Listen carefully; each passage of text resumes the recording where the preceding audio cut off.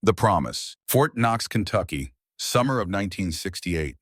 The kind of heat that makes asphalt shimmer and steel too hot to touch with bare hands. Captain James Mitchell stood in the vehicle depot, watching his 6-year-old son run between the parked M48 Patton tanks like they were jungle gyms. Tommy had his father's dark hair and his mother's bright eyes, and right now those eyes were wide with wonder as he traced his small fingers along the riveted steel hull of a 60-ton war machine. The boy had been asking questions all morning. What does this do? Why is it so big? Can I sit inside? Mitchell answered each one with the patience of a man who understood that curiosity was how boys became men. But then Tommy asked the question that would echo through the next 23 years of Mitchell's life. Can the bad guys hurt you in there, Daddy? Mitchell knelt down on the hot concrete, bringing himself eye level with his son. The boy's face was flushed from running in the Kentucky sun. Sweat dampened his hair. Mitchell put a hand on Tommy's thin shoulder and felt the rapid heartbeat of childhood excitement.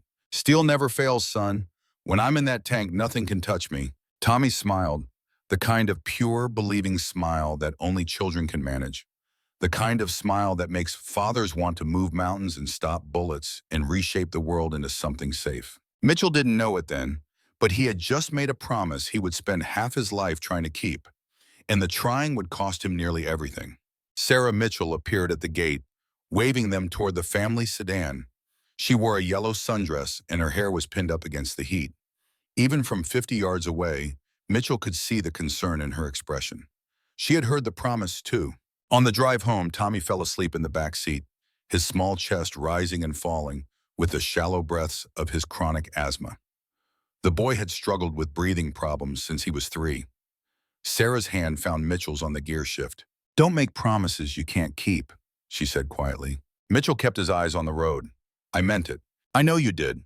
That's what worries me. The car rolled through the gates of Fort Knox, past the guard post, past the signs warning against photographs, past the neat rows of officer housing where American flags hung limp in the still air. Mitchell glanced in the rearview mirror at his sleeping son and felt something tighten in his chest that had nothing to do with the heat. He didn't know that in 3 weeks, he would receive orders that would test every belief he held about steel and safety and the promises fathers make to sons. The steel believer. The Pentagon was always cold. Some kind of architectural irony, Mitchell thought, that the building where men planned for fire and blood and war should feel like a meat locker in August. He sat in a borrowed dress uniform in a borrowed chair outside Colonel William Drummond's office, waiting. The hallway smelled of floor wax and old coffee. Every few minutes, someone in uniform would pass by, purposeful, urgent, as if the fate of the free world depended on them reaching their next meeting 30 seconds faster. Mitchell had received his orders by telegram. Report to Pentagon, Office of Armor Development. Immediate, no explanation, just the cold bureaucratic language of the military machine requiring a warm body for some unknown purpose. The door opened. A Captain Mitchell didn't recognize gestured him inside. Colonel Drummond sat behind a desk covered in technical drawings and classified folders stamped with red letters. He was 52 years old with gray at his temples and the kind of lined face that comes from too many years squinting at maps under artificial light. He didn't stand when Mitchell entered, didn't salute, just studied Mitchell with eyes that had seen things and made calculations and arrived at conclusions that Mitchell wasn't privy to yet. Captain Mitchell, sit. Mitchell sat. The chair creaked. Drummond pushed a manila folder across the desk. Mitchell opened it. Inside were photographs of a vehicle that looked like it had been designed by committee. Boxy, ungainly, a hull that sloped at odd angles, a turret that seemed too small for the body, and written across the top of the spec sheet in bold letters, XM-765 Infantry Fighting Vehicle. You're looking at the future of mechanized infantry, Drummond said. His voice was flat, professional, but something underneath it suggested he wasn't entirely convinced by his own words. Mitchell flipped through the photographs, looked at the specifications, and then he saw it, the material designation. Aluminum alloy hull. His jaw tightened.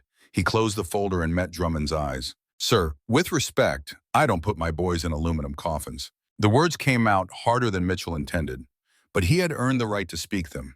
He had spent 2 years in Germany commanding a tank platoon.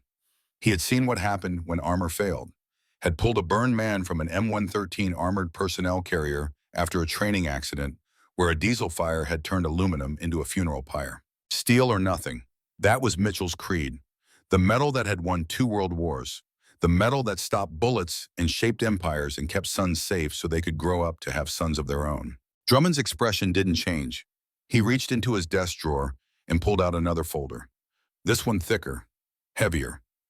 He dropped it on the desk between them with a sound like a judge's gavel. Before you make speeches about steel, Captain, you should know what steel can't do anymore. He opened the folder.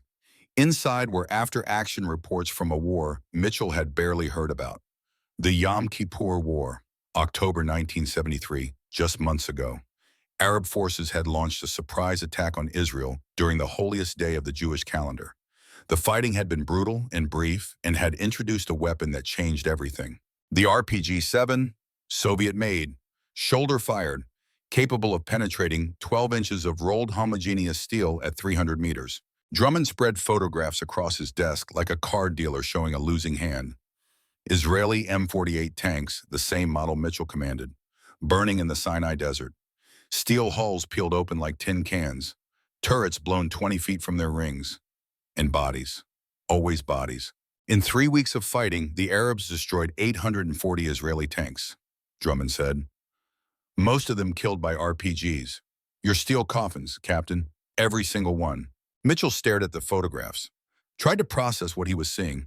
The Israelis had the best trained tank crews in the world, the best tactics, the best terrain knowledge, and they had lost nearly half their armored force to a weapon that cost less than a television set. The world changed in October, Drummond continued. Steel armor is obsolete against modern anti-tank weapons. Too heavy to move fast, not thick enough to stop shaped charges. The Soviets know it. The Arabs proved it. And now we have to adapt, or we send our boys into the next war in vehicles designed for the last one. He tapped the XM765 folder. Aluminum isn't about saving weight, it's about saving lives. Light armor means speed. Speed means maneuverability. Maneuverability means not being where the enemy aims.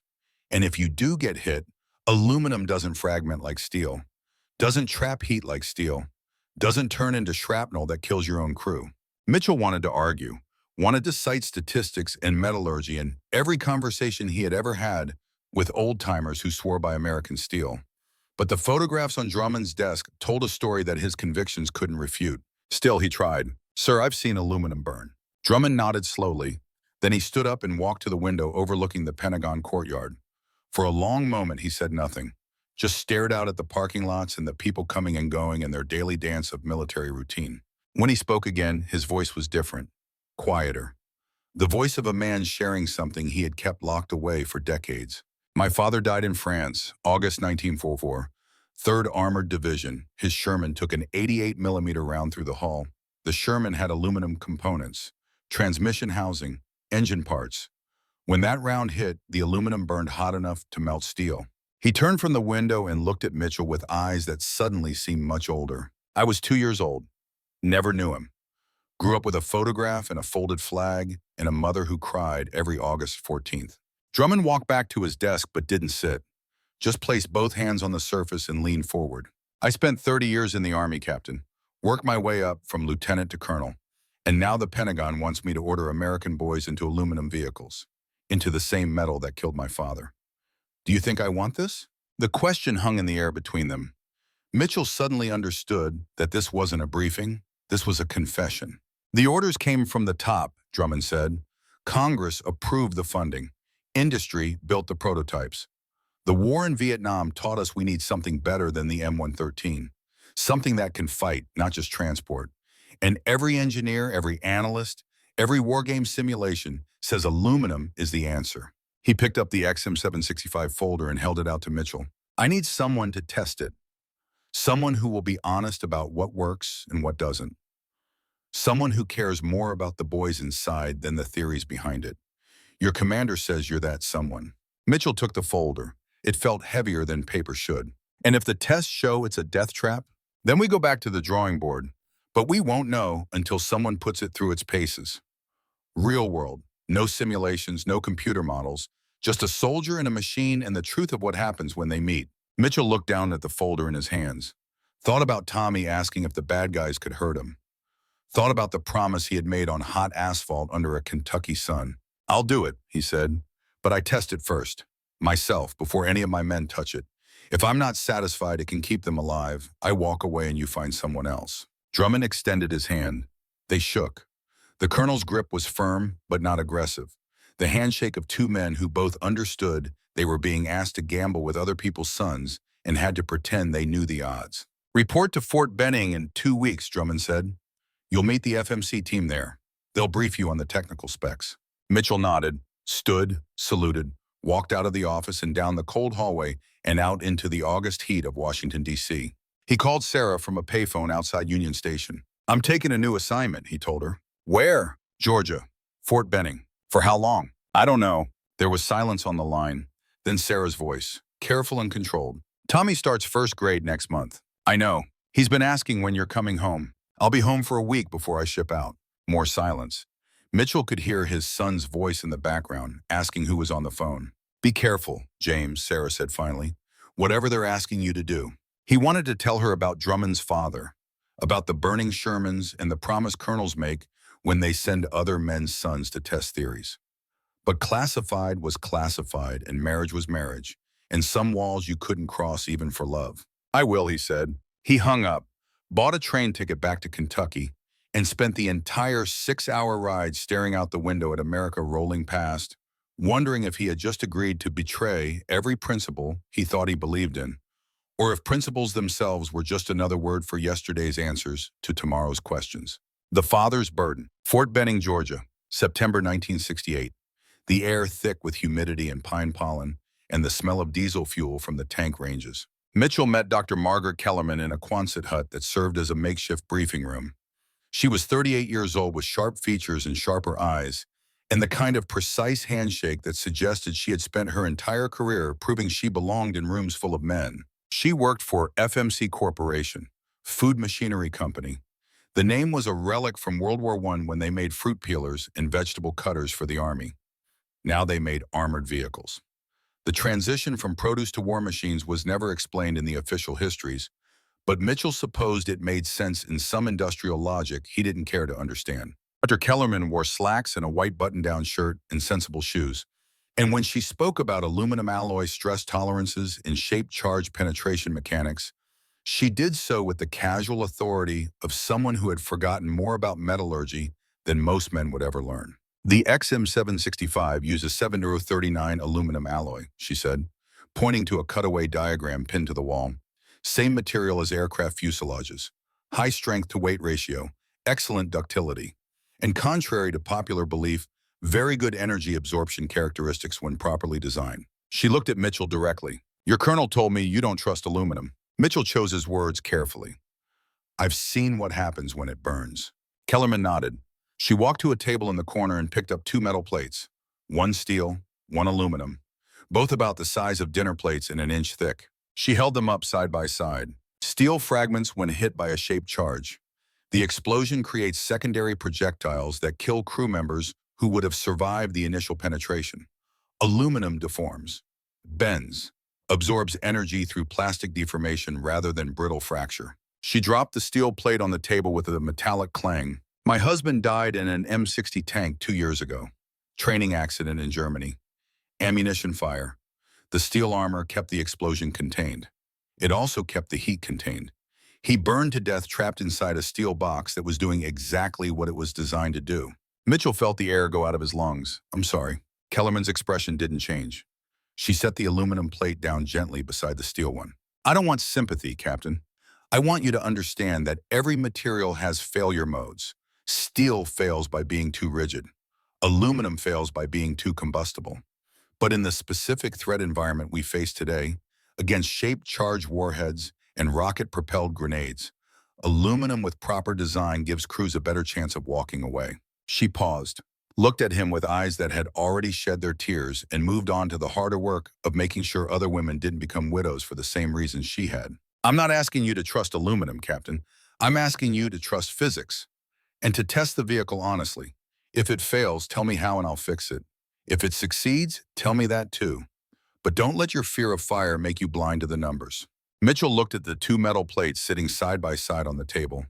Thought about Drummond's father dying in aluminum. Thought about Kellerman's husband dying in steel. Thought about how the choice between them wasn't really a choice at all, but just a selection of which particular way you preferred to risk dying. When do we start testing? He asked. Tomorrow morning, 0600. I'll introduce you to your crew. The crew turned out to be 4 enlisted men who looked like they had been selected for their expendability rather than their expertise. Young, eager. The kind of soldiers who volunteered for hazardous duty because they were too inexperienced to know what hazardous actually meant. And Sergeant Major Leon Patterson, Duke. Mitchell had known Duke for 15 years. They had served together in Korea at the tail end of that war, had shared a bunker during a Chinese artillery barrage that lasted 3 days, had pulled each other from a burning Jeep after it hit a mine on a supply road outside Busan. Duke was 45 years old now, built like a fire hydrant, with skin the color of worn leather and eyes that missed nothing. He was the kind of NCO that green lieutenants learned to listen to and stupid lieutenants learned to fear. Mitchell trusted him more than he trusted most officers. Duke stood beside the XM765 in the vehicle yard, arms crossed, looking at the vehicle like it was a stray dog that had wandered onto the base and needed to be chased off before it bit someone. "That's your aluminum coffin," he said when Mitchell approached. "Looks like a soup can with tracks." Mitchell walked around the vehicle slowly. The hull was angular, faceted, like someone had built it from flat sheets of metal welded at sharp angles because car curves were too expensive. The turret was small and mounted with a 20mm cannon that looked underpowered for anything beyond suppressing fire. Along the sides of the hull were ports, firing ports, where soldiers could stick their rifles through and shoot at the enemy while remaining inside the vehicle. The theory was sound: keep the infantry protected while giving them offensive capability. But the execution looked like a compromise between incompatible ideas. "What do you think?" Mitchell asked Duke. "I think whoever designed this never had to fight from inside it. Those ports are weak points. You're punching holes in already thin armor and calling it innovation." Mitchell had thought the same thing. But orders were orders and tests were tests, and someone had to find out if the theory matched reality. "We roll out in 1 hour," Mitchell said. "Full combat load. Live ammunition exercise on range 7. Duke spat into the red Georgia clay. "You driving?" "I'm driving. Then I'm riding shotgun. If we're gonna die in a soup can, might as well die together." They didn't die, but it was close. The first ride, range 7, was 15 square miles of Georgia pine forest and red dirt hills that the Army had been using for live fire exercises since World War II. The trees were scarred with bullet holes. The ground was cratered from decades of high explosive rounds. Rusted hulks of old tanks served as targets, their steel corpses testament to the fact that no armor, no matter how thick, could withstand everything. Mitchell sat in the driver's seat of the XM765, hands on the controls, feeling the vehicle vibrate as the diesel engine rumbled to life. The crew compartment smelled of oil and new paint and the nervous sweat of young soldiers who were trying very hard to look calm. Duke sat beside him in the vehicle commander's position, scanning the terrain through primitive optics that gave him about 30 degrees of vision. The rest of the world was invisible from inside the aluminum box. "Visibility is for hell," Duke muttered. "I've seen better sight lines from a coffin." Mitchell eased the throttle forward. The XM765 lurched, then smoothed out as the tracks caught traction. It moved faster than an M113, significantly faster. The aluminum hull and smaller profile meant less weight, which meant more speed from the same engine. They rolled across the range at 30 miles per hour, which felt reckless in a vehicle this light. Every bump translated directly to the crew. Every turn required overcorrection. It handled like a sports car designed by someone who had only ever driven trucks. "How's it feel?" Duke asked. "Like we're riding a tin can down a hill." "That's because we are." They ran the course twice, practice firing the 20mm cannon at stationary targets. The gun was loud in the confined space, even with ear protection. Spent casings bounced around the crew compartment. The young soldiers in back looked green around the edges, but held it together. Then came the test Mitchell had been dreading. Dr. Kellerman's voice crackled over the radio. "Captain Mitchell, proceed to test point Bravo. Prepare for simulated RPG strike." Mitchell acknowledged. Drove the XM765 to a cleared area where engineers had set up a captured Soviet RPG-7 launcher mounted on a tripod. It was aimed at a precise angle, loaded with a training round that had the same velocity and impact characteristics as the real thing, but with reduced explosive charge. The plan was simple: Drive the vehicle into the kill zone, take the hit, see what happened. Mitchell stopped the XM765 at the designated position, applied the parking brake. The engine idled. Inside the crew compartment, no one spoke. The four young soldiers in the back looked at each other with the kind of wide-eyed expression that soldiers get when they realize training has suddenly become real. Duke turned to Mitchell. "You sure about this?" "No," Mitchell said, "but we're doing it anyway." He keyed the radio. Vehicle in position, crew secure, ready for impact. Kellerman's voice came back. "Confirmed. Impact in 30 seconds." Mitchell counted. Tried not to think about Drummond's father burning in France.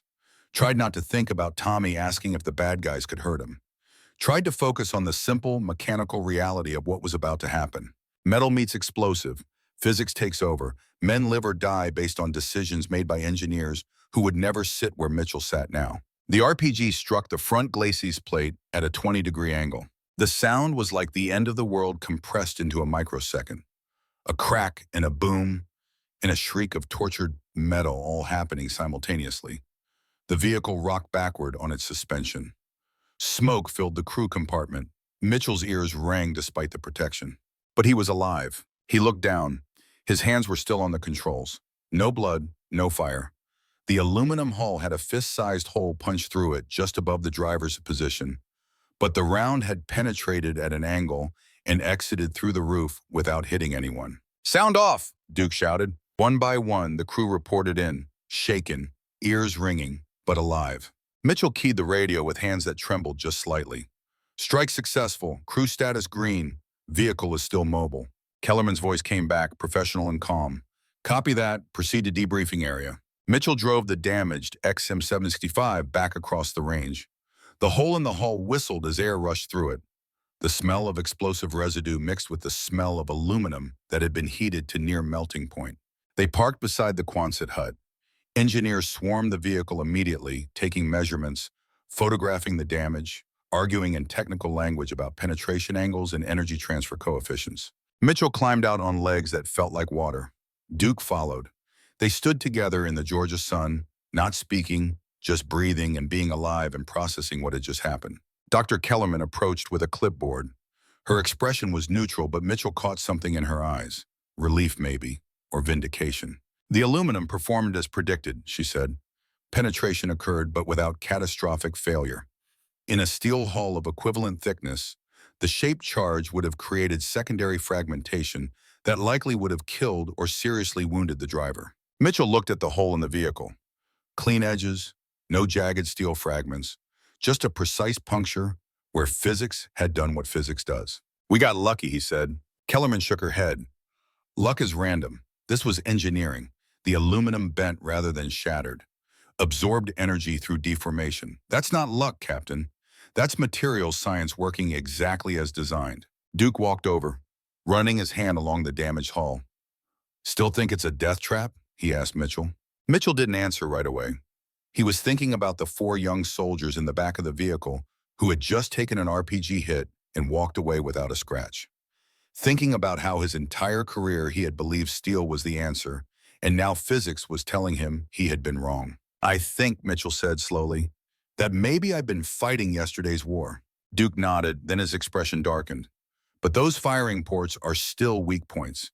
You start punching holes for rifles and you compromise structural integrity." Kellerman consulted her clipboard. "The next test phase addresses that. We've received requirements from Pentagon to add additional firing ports along the hull. 7 total, 1 for each infantry soldier plus the crew positions." Mitchell felt something cold settle in his stomach. 7 holes in aluminum that's already thin enough to worry about? "Those are the requirements," Kellerman said. "The theory is that infantry should be able to engage enemy forces from inside the vehicle without exposing themselves." "Theory," Duke said, "is what gets soldiers killed while engineers argue about the numbers." Mitchell looked at the XM765, at the hole in its hull, at the young soldiers who were climbing out now, laughing with the giddy relief of men who had just survived something that should have killed them. He thought about Tommy, about first grade, about promises made and the price of keeping them. "When do we test the firing ports?" he asked. "Next week," Kellerman said. "We're modifying an XM765 to the new specifications now." Mitchell nodded. He walked away from the vehicle and the engineers and Duke and everyone else. Found a spot in the shade of a pine tree where he could sit on the red dirt and be alone with thoughts that were getting harder to sort out. His entire career had been built on certainties. Steel is strong. Heavy armor saves lives. Speed is for scouts, not for infantry. But now he had just climbed out of an aluminum vehicle that had taken an anti-tank round and kept him alive precisely because it was light and thin and had behaved in ways that contradicted everything he thought he knew. Maybe certainty itself was the enemy.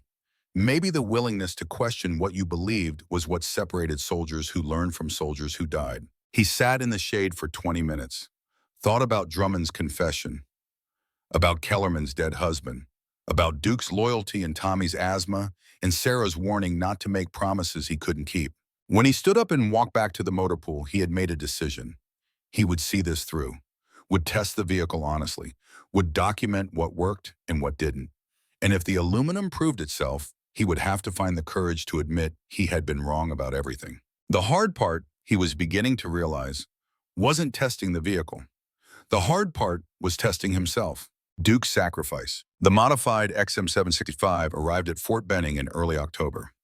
The nights were getting cooler, but the days still carried summer's heat. The vehicle looked like its predecessor, except for one crucial difference. 7 rectangular ports cut into the hull, 3 on each side and 1 in the rear ramp. Each port was about 8 inches wide and 3 inches tall, just large enough to stick the barrel of an M14 rifle through, just large enough to compromise the structural integrity of aluminum armor that was already measured in fractions of an inch. Mitchell stood looking at the vehicle with Duke and Dr. Kellerman. None of them spoke. The firing ports looked like wounds, like someone had taken a perfectly functional vehicle and deliberately weakened it in the name of tactical flexibility. The Pentagon believes this configuration will allow infantry to suppress enemy forces while remaining protected, Kellerman said. Her tone suggested she was reciting official doctrine rather than personal conviction. The Pentagon, Duke said, has never been shot at from inside a tin can with holes in it. Mitchell walked closer, ran his hand along one of the ports. The edges had been reinforced with additional framing, but it was still fundamentally a hole in armor that was designed to keep holes from forming. "What's the test protocol?" he asked. "Live fire exercise. We mount the vehicle with a full infantry squad, 7 men plus crew. Conduct suppressive fire drills through the ports while taking simulated incoming fire." Mitchell looked at Duke.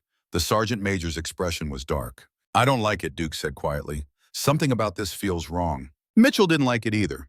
But feelings weren't data and hunches weren't evidence, and the only way to know if something worked was to test it under conditions as close to combat as safety protocols allowed. They scheduled the test for October 15th, 3 weeks away, time enough to train a squad on the proper use of firing ports, time enough for Mitchell to brief Colonel Drummond on the progress so far, time enough to lie awake at night wondering if he was about to get someone killed in the name of innovation. The night before the test, Mitchell called Sarah from a payphone outside the officers' club. Tommy answered. His voice had changed in the 2 months since Mitchell had seen him. Deeper, more confident, the voice of a boy starting to become something else. "Hi, Dad. When are you coming home?" "Soon, buddy. How's school?" "Good. I got an A on my science project. Mom helped me build a volcano." "That's great. I'm proud of you." There was a pause, then Tommy's voice, smaller now, younger. "Dad, do tanks really keep you safe?" Mitchell closed his eyes, thought about the hole in the XM765's hull, about the firing ports that would be tested tomorrow, about all the ways that armor could fail and all the promises fathers made that physics wouldn't honor. "They do their best, son, and so do the people who build them." "But you're safe, right?" "I'm safe." It was a lie, but it was the kind of lie that fathers tell sons because the truth is too complicated and childhood should be protected as long as possible from the knowledge that nothing, not even steel or aluminum or a father's will, can guarantee safety in a world designed around danger. Sarah came on the line after Tommy said goodbye. "How is it really?" she asked. "Complicated." "Are you safe?" "Define safe." "James," he sighed, "I'm testing equipment. Some of it's good, some of it's questionable. We're trying to figure out which is which before someone gets hurt. And if someone does get hurt, then we learn from it and do better."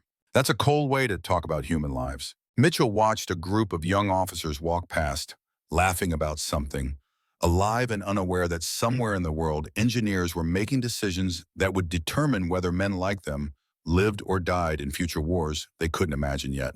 "It's the only way to talk about it," he said. If I think too hard about the individuals, I'll freeze. Can't test anything. Can't improve anything. Just sit paralyzed by the weight of all the what-ifs. Sarah was quiet for a moment. When are you coming home? When the tests are done. And when will that be? I don't know. She hung up without saying goodbye. Mitchell stood holding the phone receiver, listening to the dial tone, feeling the distance between Fort Benning and Fort Knox measured not in miles but in understanding. Sarah wanted certainty, wanted her husband home and her son safe and the world to make sense in ways that it stubbornly refused to do. Mitchell couldn't give her that, could barely give it to himself. He went back to his quarters and tried to sleep, but dreams of burning vehicles kept him awake until dawn. The test began at 0600. Cold morning, frost on the grass. The modified XM765 sat in the center of Range 7 with 7 enlisted men inside, each positioned at a firing port, each armed with an M14 rifle loaded with training ammunition. Duke sat in the vehicle commander's position. Mitchell had tried to talk him out of it, but the sergeant major had refused. "You think I'm letting these boys go in without me?" Duke had said. "I've been doing this since before they were born. If something goes wrong, I want someone inside who knows how to handle it." Mitchell couldn't argue with that logic. So now Duke was sealed inside an aluminum box with holes in it, and Mitchell was standing in the observation bunker 200 yards away with Dr. Kellerman and a team of engineers who would document everything that happened. The exercise was straightforward. Targets would pop up at various ranges. The squad would engage through the firing ports. Meanwhile, automated systems would fire training rounds at the vehicle from multiple directions, simulating enemy return fire. It was as close to combat as you could get without actually killing people, which meant it was still very far from combat, but farther than most soldiers ever got in training. Mitchell keyed the radio. "Duke, you have control. Execute at your discretion." "Copy that," Duke's voice came back. "Squad, weapons hot. Engage targets as they present." The exercise began. Cardboard silhouettes popped up across the range. Rifle fire echoed from the vehicle as the squad engaged through the firing ports. The sound was strange, muffled, like hearing gunfire from underwater. Then the automated opposition fire began. Heavy machine gun simulators mounted on poles around the range began firing training rounds at the XM765. The rounds were low velocity, designed to mark impacts without penetrating, but they hit with enough force to simulate the stress of incoming fire. Everything seemed fine for the first 2 minutes. The squad was engaging effectively. The vehicle was mobile. Duke's voice on the radio was calm and professional, calling out targets and adjusting fields of fire. Then Mitchell heard something that made his blood freeze. A scream. Brief. Cut off. Then Duke's voice, urgent but controlled. "Cease fire! Cease fire! Medical emergency!" Mitchell was out of the bunker before anyone could react, running across 200 yards of red dirt toward the XM765. Behind him, he heard Kellerman shouting into a radio for medics, for ambulances, for someone to shut down the automated fire systems. The rear ramp of the vehicle dropped before Mitchell reached it. Soldiers spilled out, carrying someone between them. Even from 50 yards away, Mitchell could see blood. It was Private First Class Daniel Torres, 19 years old, from San Antonio. He had been manning the left side firing port, third position back, and something had gone very wrong. The medics arrived before Mitchell did. They had Torres on the ground, working on him with efficient hands and urgent voices. Mitchell skidded to a stop beside them, saw the wound, his stomach dropped.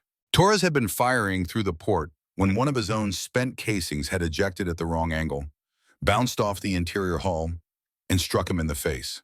The brass had been hot enough from repeated firing that it had lodged against his cheekbone before he could react.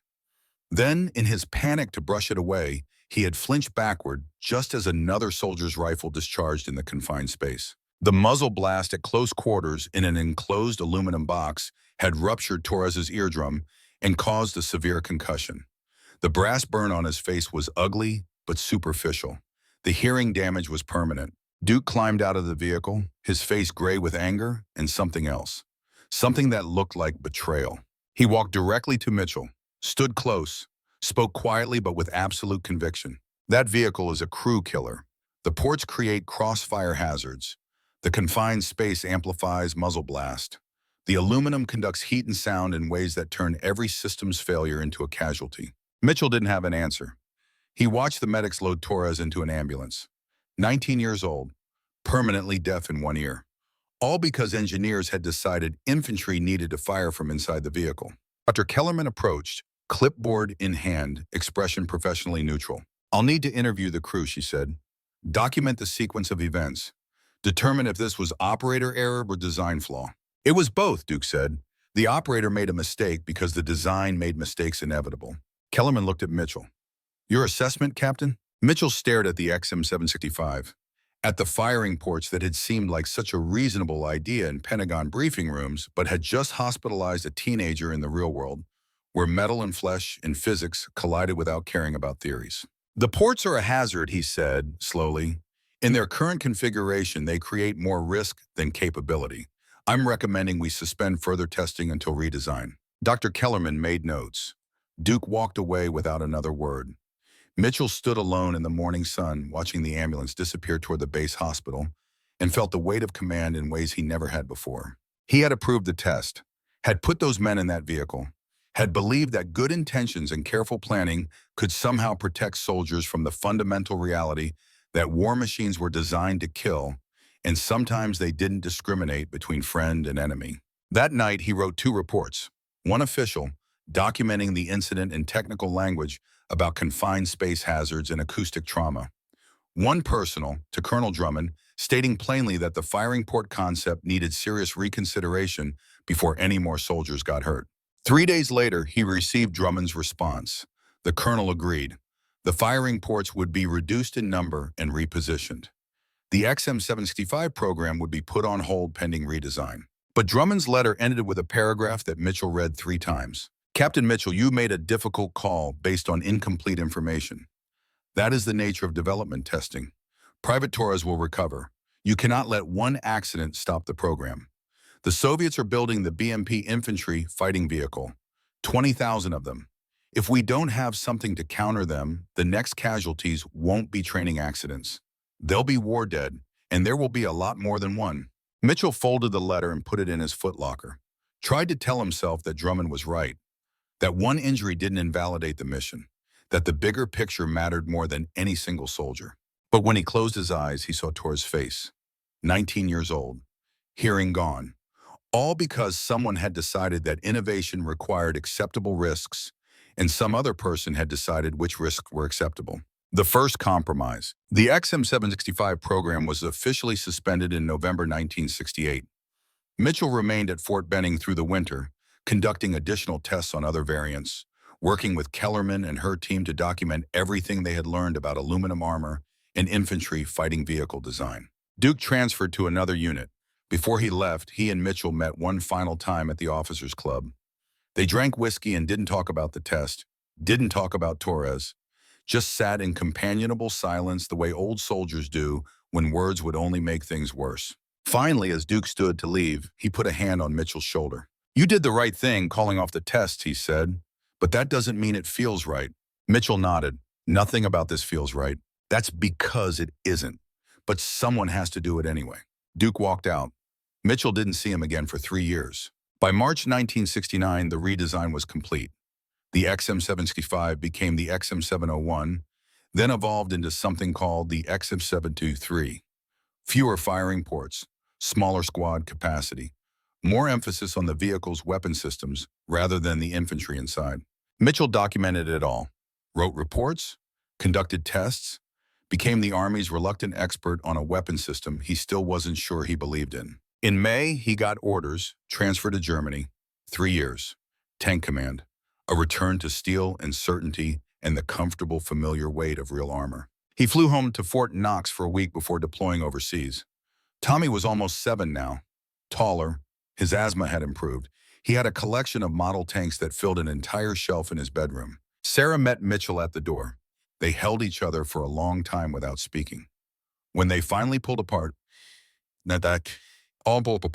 Mitchell could see the toll the last year had taken, the lines around her eyes, the gray in her hair that hadn't been there before.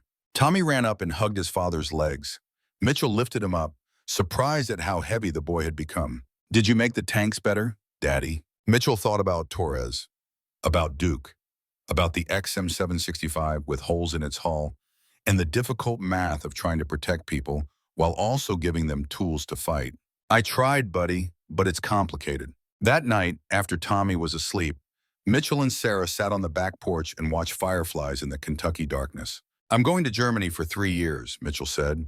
"I don't know when I'll be back after that." Sarah didn't respond right away. Just watch the fireflies pulse their cold light against the warm night. "When you come back," she said finally, "will you still be the man I married?"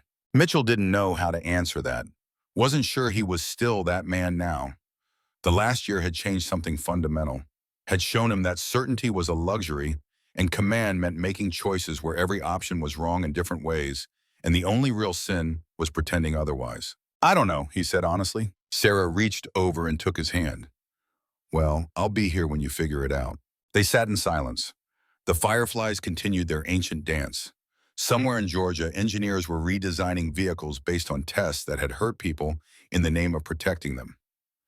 Somewhere in the Pentagon, colonels were making decisions about steel and aluminum and which metals would carry sons into whatever wars came next. And in Kentucky, a father held his wife's hand and tried to believe that the last year had meant something, that Torres's sacrifice hadn't been wasted, that somewhere in the painful process of testing and failing and learning, they were building something that would keep future sons safer than past ones had been. The promise he had made to Tommy echoed in his memory. "Steel never fails, son." But he knew now that was a lie. Steel failed, aluminum failed, everything failed eventually. The question wasn't which material was perfect. The question was which failure mode you could live with. And that question, Mitchell was beginning to understand, didn't have a right answer. Just answers you could defend and answers you couldn't. And the thin line between them measured in injured soldiers and canceled programs and fathers trying to keep promises to sons who still believed in certainties that their fathers no longer trusted. In 2 weeks, Mitchell would board a plane to Germany, would spend 3 years commanding steel tanks and trying to forget about aluminum and innovation and the weight of making decisions that turned theories into trauma. But he knew, sitting on that porch with Sarah's hand in his and Tommy sleeping safe in Vaughan, that someday the phone would ring. Someday Colonel Drummond or someone like him would call and say the program was restarting. And Mitchell would have to decide all over again if he had the courage to return to questions that had no good answers. The fireflies faded as dawn approached. Mitchell went inside, checked on Tommy one more time. The boy slept peacefully, surrounded by model tanks, still young enough to believe that armor meant safety and fathers could keep promises and the world made sense in simple ways. Mitchell envied him that belief and wondered how many more years it would be before reality taught his son the same lessons that aluminum and blood and engineering had taught his father. He left for Germany the next morning. Sarah and Tommy stood waving at the airport gate until Mitchell disappeared into the terminal. He didn't look back. Couldn't trust himself to if he did. The XM723 program continued without him. Tests happened. Designs changed. Soldiers climbed in and out of aluminum boxes and tried to figure out how to fight from inside them. And Mitchell commanded tanks in Germany and told himself that steel was still the answer, even though he no longer entirely believed it. The first chapter of a story that would span 23 years had ended. But the real tests, the ones that would cost Mitchell everything he valued, were still to come. The aluminum had proven itself in limited ways, but the bigger question remained unanswered. Could a man who believed in steel learn to trust something lighter? Could certainty bend like aluminum, absorbing impact without shattering? Mitchell would spend the next 15 years finding out. And the answer would cost him more than he knew, the reunion. Fort Knox, Kentucky, August 1976. The heat that summer was different from the heat Mitchell remembered. Or maybe he was different. 3 years in Germany, commanding M60 tanks had changed something in him, made him harder, more certain of some things, less certain of others. He stood in his driveway, dress uniform wrinkled from the transatlantic flight, watching his son shoot basketball in the backyard. Tommy was 14 now, nearly as tall as Mitchell. His shoulders had broadened, his voice had dropped. The asthma that had worried Mitchell for so many years seemed to have faded, replaced by the lean athleticism of a boy becoming a man.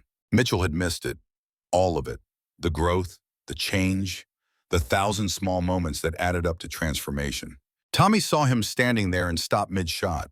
The basketball bounced away, forgotten. For a long moment, father and son just looked at each other across 30 feet of Kentucky grass, strangers wearing familiar faces.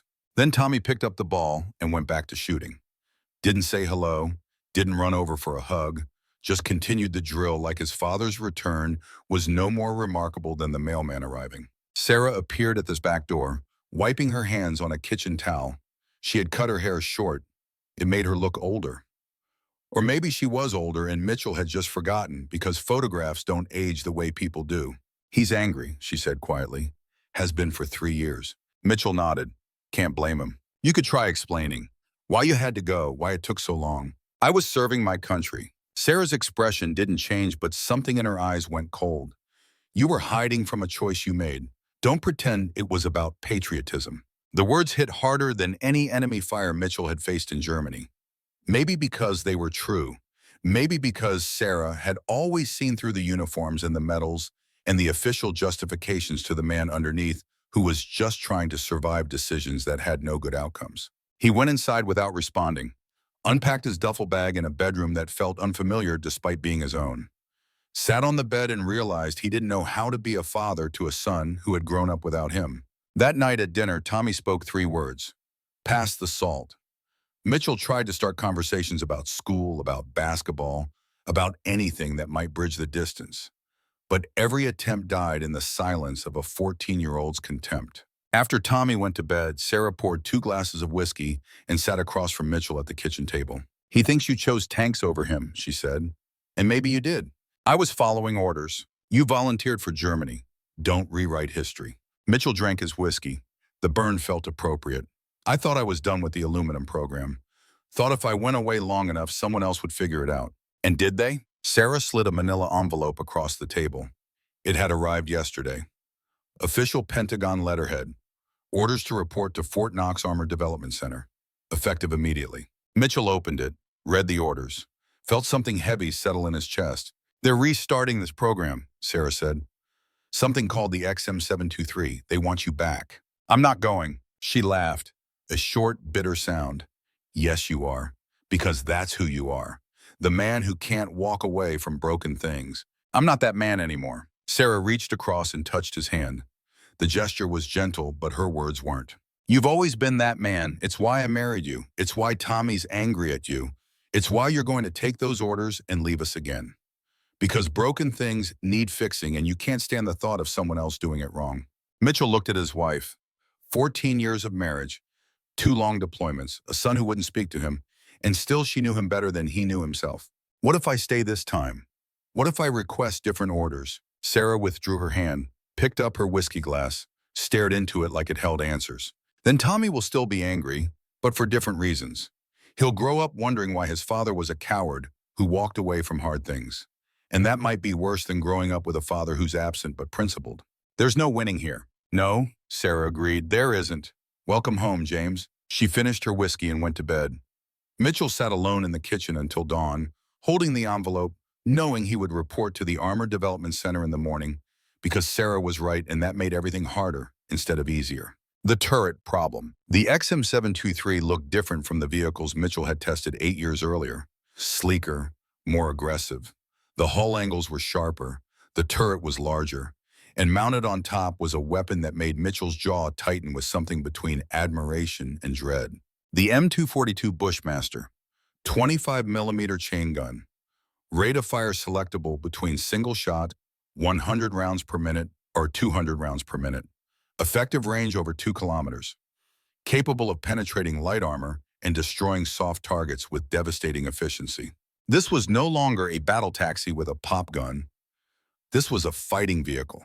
Dr. Margaret Kellerman stood beside the XM723 in the Fort Knox motor pool, older but no less sharp. She had moved from FMC to a Pentagon advisory position. Her hair was gray now. The lines around her eyes suggested she had spent the intervening years fighting bureaucratic battles that left no visible scars but plenty of invisible ones. Captain Mitchell, she said. Good to see you again. Dr. Kellerman, you look well. I look tired, but that's what 8 years of committee meetings will do. She gestured to the XM723. What do you think? Mitchell walked around the vehicle slowly. The aluminum hull was thicker than the XM765, 7000 series alloy. Better welding. The firing ports were still there but reduced from 7 to 3. Small improvements everywhere that suggested someone had been paying attention to the early test failures. But the turret bothered him. It was significantly larger than the previous designs, large enough that the turret basket would extend deep into the crew compartment, taking up space that infantry soldiers needed. How many dismounts? Mitchell asked. Kellerman consulted her clipboard. Current configuration carries 6, down from 8 in the original requirements. Mitchell did the math. An infantry squad was 9 men, 3 in the vehicle crew, 6 in the back. That meant no squad leader rode in the vehicle, or the squad operated under strength, or tactical doctrine had to change to accommodate engineering limitations. Does Duke know about this? Mitchell asked. Kellerman's expression flickered. Sergeant Major Patterson has been reassigned. He's no longer involved in the program. Mitchell felt that information land like a punch. Duke had been the moral center of the early tests, the voice that pushed back when engineers prioritized theory over soldiers. Losing him meant losing the one person who could tell Mitchell when compromise had gone too far. The program needs you, Kellerman continued. We've been running simulations for 3 years, war games, computer models, but none of that matters until someone tests it in the real world. Someone the soldiers trust, someone with credibility. I don't have credibility. I approve tests that hurt people. You approve tests that prevented worse hurt later. There's a difference. Before Mitchell could respond, a voice behind him spoke. She's right, about the credibility. Mitchell turned. A young officer stood there, mid-20s, with lieutenant's bars and a face that radiated the kind of confidence that comes from never having made a serious mistake. He extended his hand. Lieutenant Danny Hayes, I'll be your gunner for the test series. Mitchell shook hands. Hayes had a firm grip. Too firm. The handshake of someone trying to prove something. You volunteered for this? Mitchell asked. Yes, sir. My father flew helicopters in Vietnam. Got shot down in '68. I grew up hearing about crew-served weapons and combined arms. This program, the XM723, it's the future of mechanized warfare. I wanted to be part of it. Mitchell studied the young man, saw himself 15 years ago. Same eagerness, same certainty that innovation and courage could solve any problem. How much combat experience do you have, Lieutenant? Hayes' expression faltered slightly. None, sir, but I scored top of my class in gunnery. I've run hundreds of simulations. Simulations don't bleed. No, sir, but they prepare you for when things do. Mitchell almost smiled. The kid had an answer for everything. That would last until the first time theory met reality and someone got hurt. All right, Lieutenant, let's see how good you are. They spent the next 2 weeks running the XM723 through basic tests. Mobility, gunnery, communications. Hayes was competent, better than competent. He handled the Bushmaster like he had been born in a turret, could identify targets at range and engage them with accuracy that made even the crusty old range sergeants grudgingly impressed. But Mitchell watched the way Hayes moved in the confined turret space, watched how the larger turret basket compressed the crew compartment, watched 6 dismounts trying to sit in a space designed for 8, and how they had to stack equipment awkwardly, and how every bump threw them against each other in ways that would cause injuries during real combat maneuvering. He wrote reports, documented the problems, sent them up the chain of command, and waited for someone to care. In September, General Marcus Reeves arrived for an inspection. The Soviet wake-up. General Reeves was 58 years old with the kind of face that had been carved from granite and then weathered by 35 years of service. He had commanded armor in World War II as a Green Lieutenant, had fought in Korea, had spent the last decade studying Soviet doctrine with the intensity of a man who knew the next war would be fought against an enemy that had learned from American victories. He stood in the Fort Knox briefing room with Mitchell and Kellerman and a dozen other officers, watching classified footage that had been smuggled out of East Germany. The projector whirred. Grainy black and white images appeared on the screen. Soviet forces conducting exercises, and rolling across the East German countryside in perfect formation were vehicles that made everyone in the room sit up straighter. BMP-1 infantry fighting vehicles, thousands of them, amphibious, tracked, armed with 73mm guns and 8-3 Sager anti-tank guided missiles, each carrying 8 infantrymen who could dismount and fight while the vehicle provided direct fire support. The Soviets had built everything the XM723 was supposed to be, and they had built it 5 years ago, and they had 20,000 of them deployed across Eastern Europe right now. Reeves stopped the projector. The frozen image of a BMP column filled the screen. Gentlemen, Reeves said, his voice like gravel, this is what we're up against. The Soviets didn't wait for perfect. They built good enough and they built it in quantity. While we've been arguing about squad sizes and firing ports, they've been training entire divisions to fight from these vehicles. He turned to face the room. I've run war games, computer simulations, tabletop exercises. In every scenario where American M113s face Soviet BMPs, we lose. Not by a little, by a lot. Our vehicles can't fight, theirs can. That's the difference between winning and dying. Mitchell felt the weight of those words. Thought about Tommy, who would be draft age in 4 years. Thought about all the sons and fathers who would crew vehicles in the next war against an enemy that had outpaced American innovation. The XM723 is our answer, Reeves continued, but it needs to be the right answer, which means hard choices. He walked to a diagram of the vehicle on the wall, pointed to the turret. This turret gives us firepower. The Bushmaster can kill BMPs, can suppress infantry, can provide the kind of direct support that turns infantry from targets into threats. But it comes at a cost. He pointed to the crew compartment. Current design carries 6 dismounts. Original requirement was 8. We're losing 25% of infantry capability to gain firepower. Is that trade worth it? The room was silent. Mitchell knew everyone was doing the same calculation he was. 8 men who couldn't fight effectively versus 6 men who could. Which number saved more lives? Kellerman spoke up. The larger turret allows for increased ammunition stowage. 600 rounds of 25mm. Twin-2 missile launchers. Without that turret space, we can't carry enough ammunition to sustain combat operations. So we sacrifice squad size for staying power, an officer said. Not sacrifice, Reeves corrected. Trade. Everything in combat is a trade. Speed for armor, firepower for capacity. The question is which trade keeps more soldiers alive? He looked directly at Mitchell. Captain Mitchell, you've tested both configurations, 8-man squad with weak weapons, 6-man squad with heavy weapons. What's your assessment? Mitchell stood, felt every eye in the room turn to him. This was the moment, the choice that would define not just the vehicle but his own conscience. He thought about Duke, about Torres with his burned face and ruined hearing, about Tommy shooting basketball alone in the backyard, about promises made and the cost of keeping them. The 6-man configuration is the right call, Mitchell said. His voice was steady, but his hands weren't. 8 men in a vehicle that can't fight will become 8 casualties. 6 men in a vehicle with firepower have a chance. Even though it violates doctrine?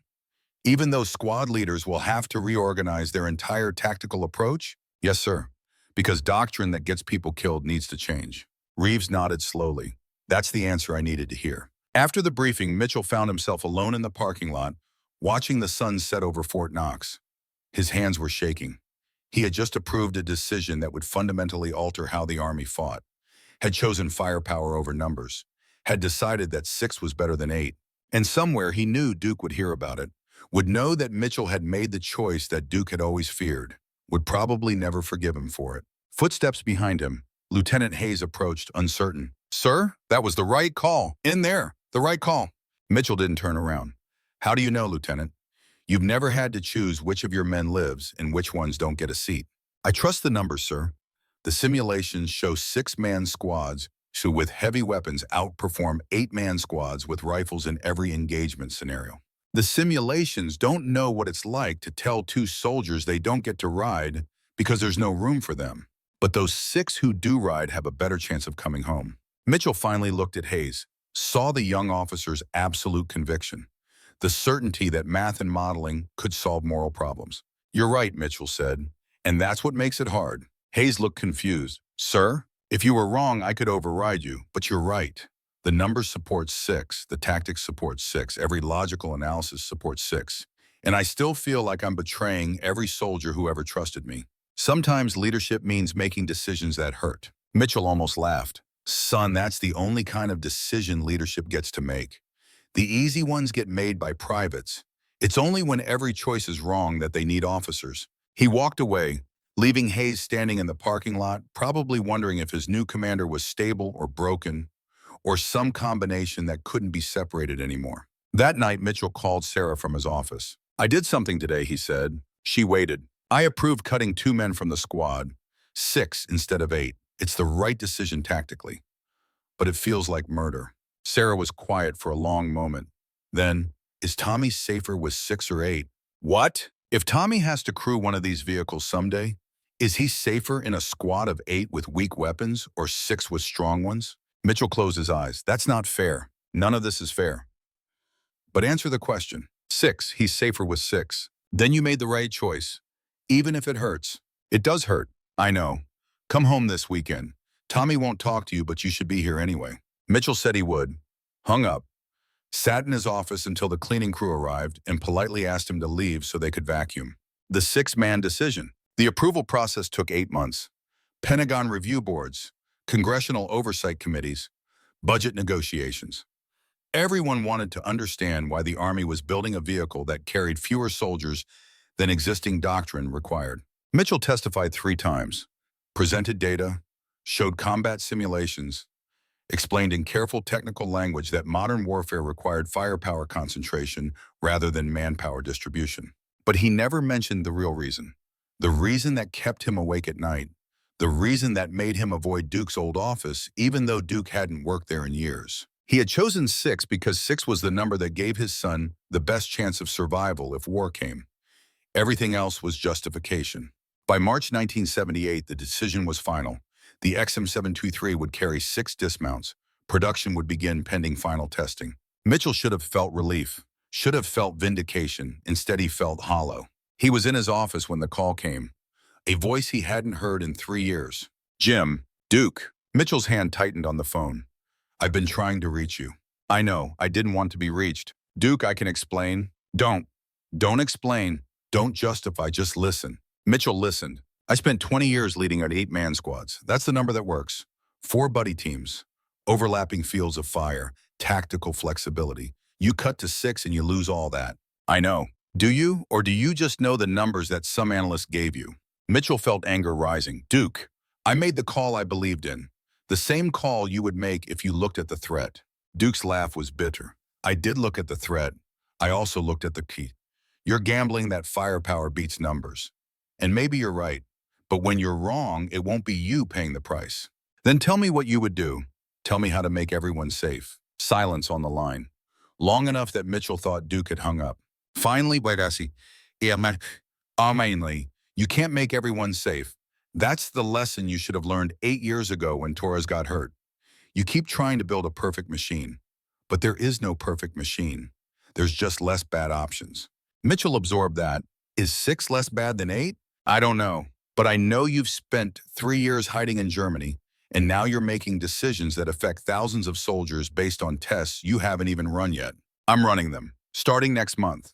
Another long silence. Then, I requested reassignment to Fort Knox. I'll be there in 6 weeks. Why? Because someone needs to make sure you don't get anyone else hurt while you're trying to save them. The line went dead.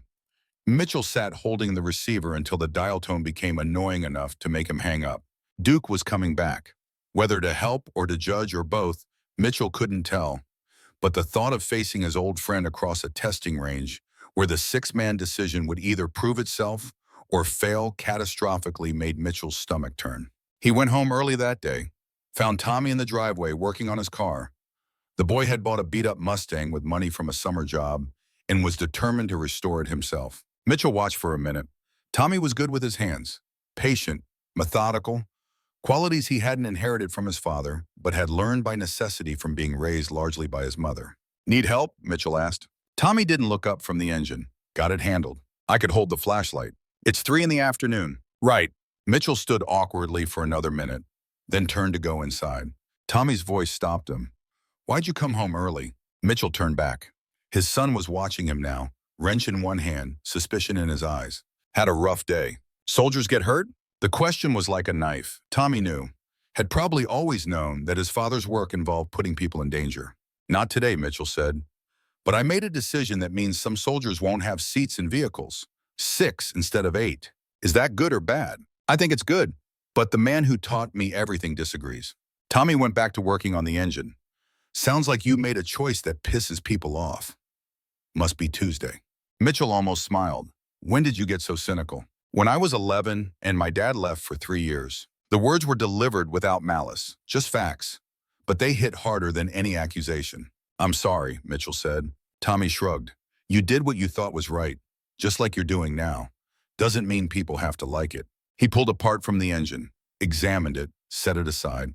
But for what it's worth, I'd rather have 6 guys with big guns than 8 guys with nothing. If I had to choose.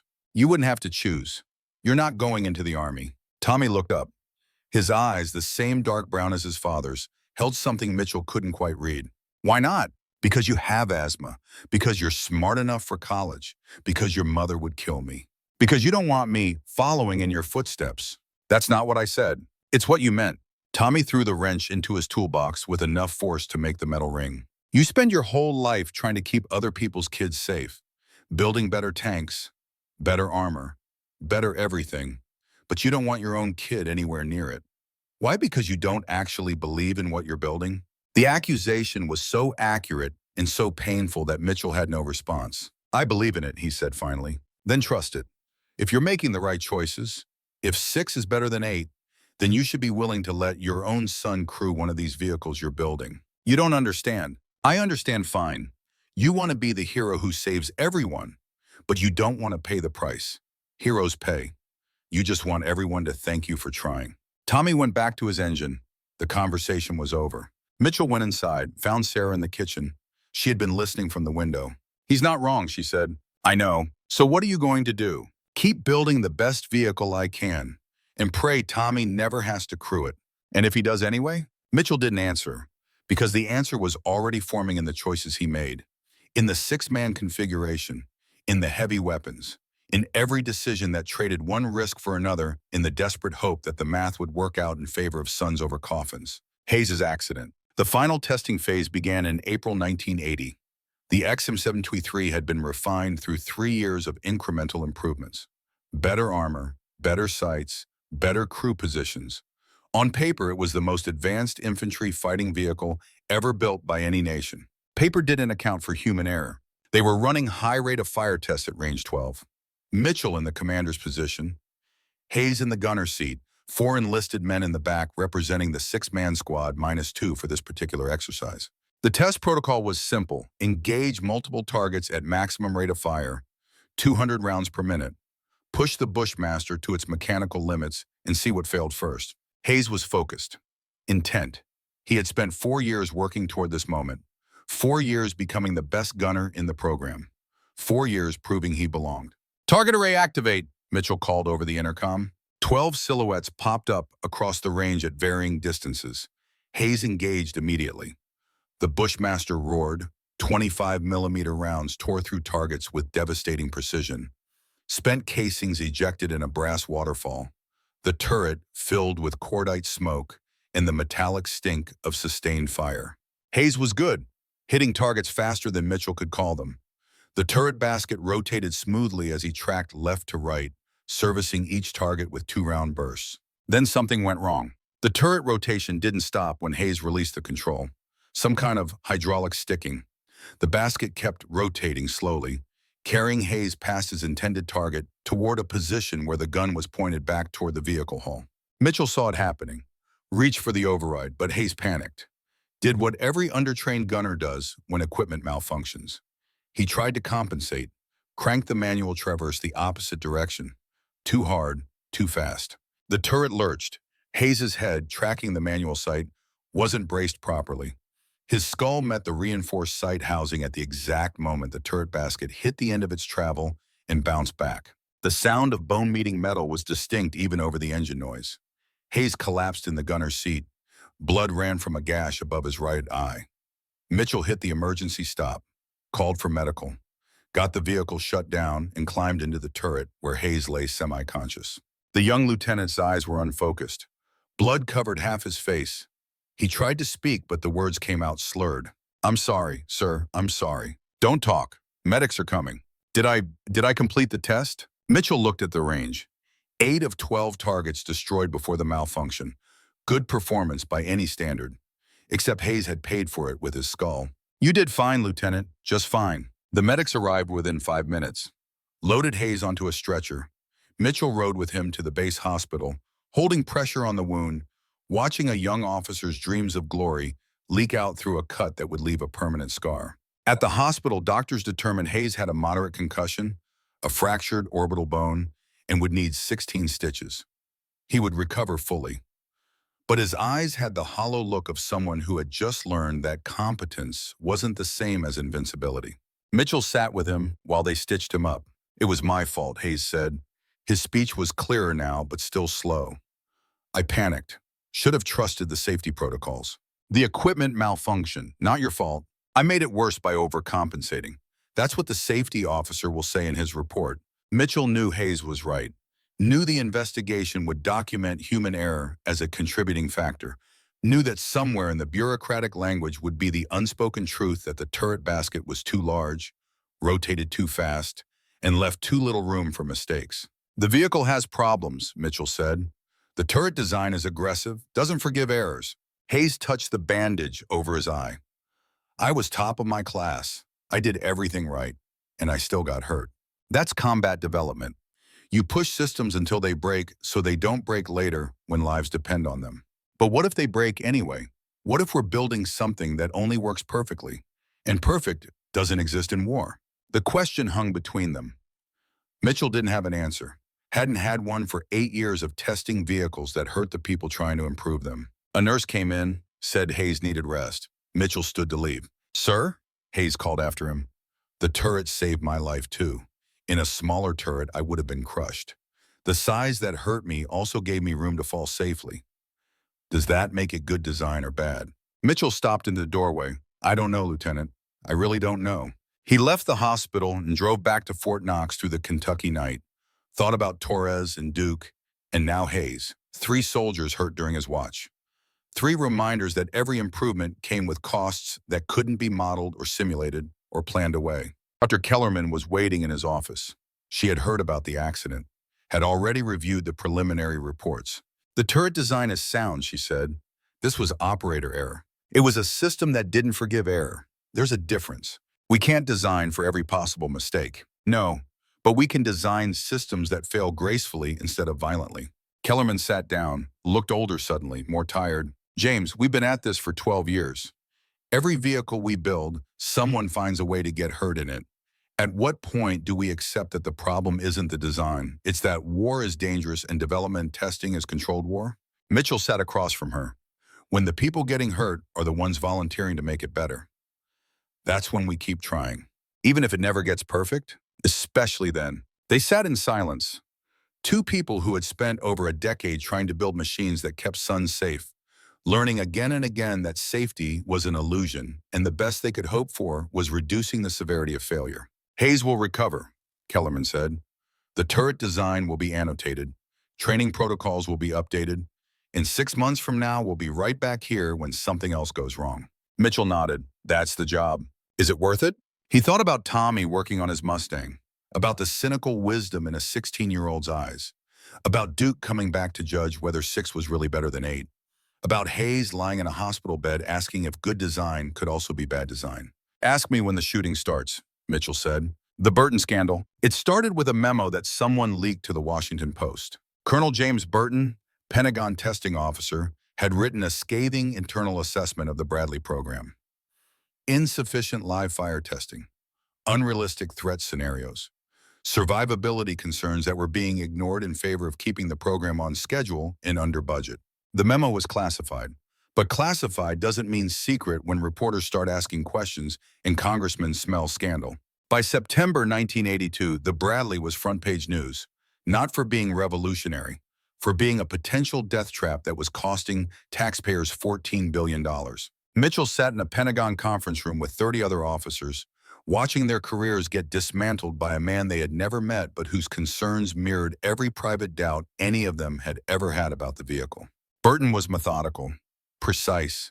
He had data, had documentation, had testimonies from soldiers who had concerns about the vehicle's survivability against modern anti-tank weapons. And he had one question that nobody could answer satisfactorily. How many American soldiers will die in the Bradley before we admit it was built wrong? The room had no response.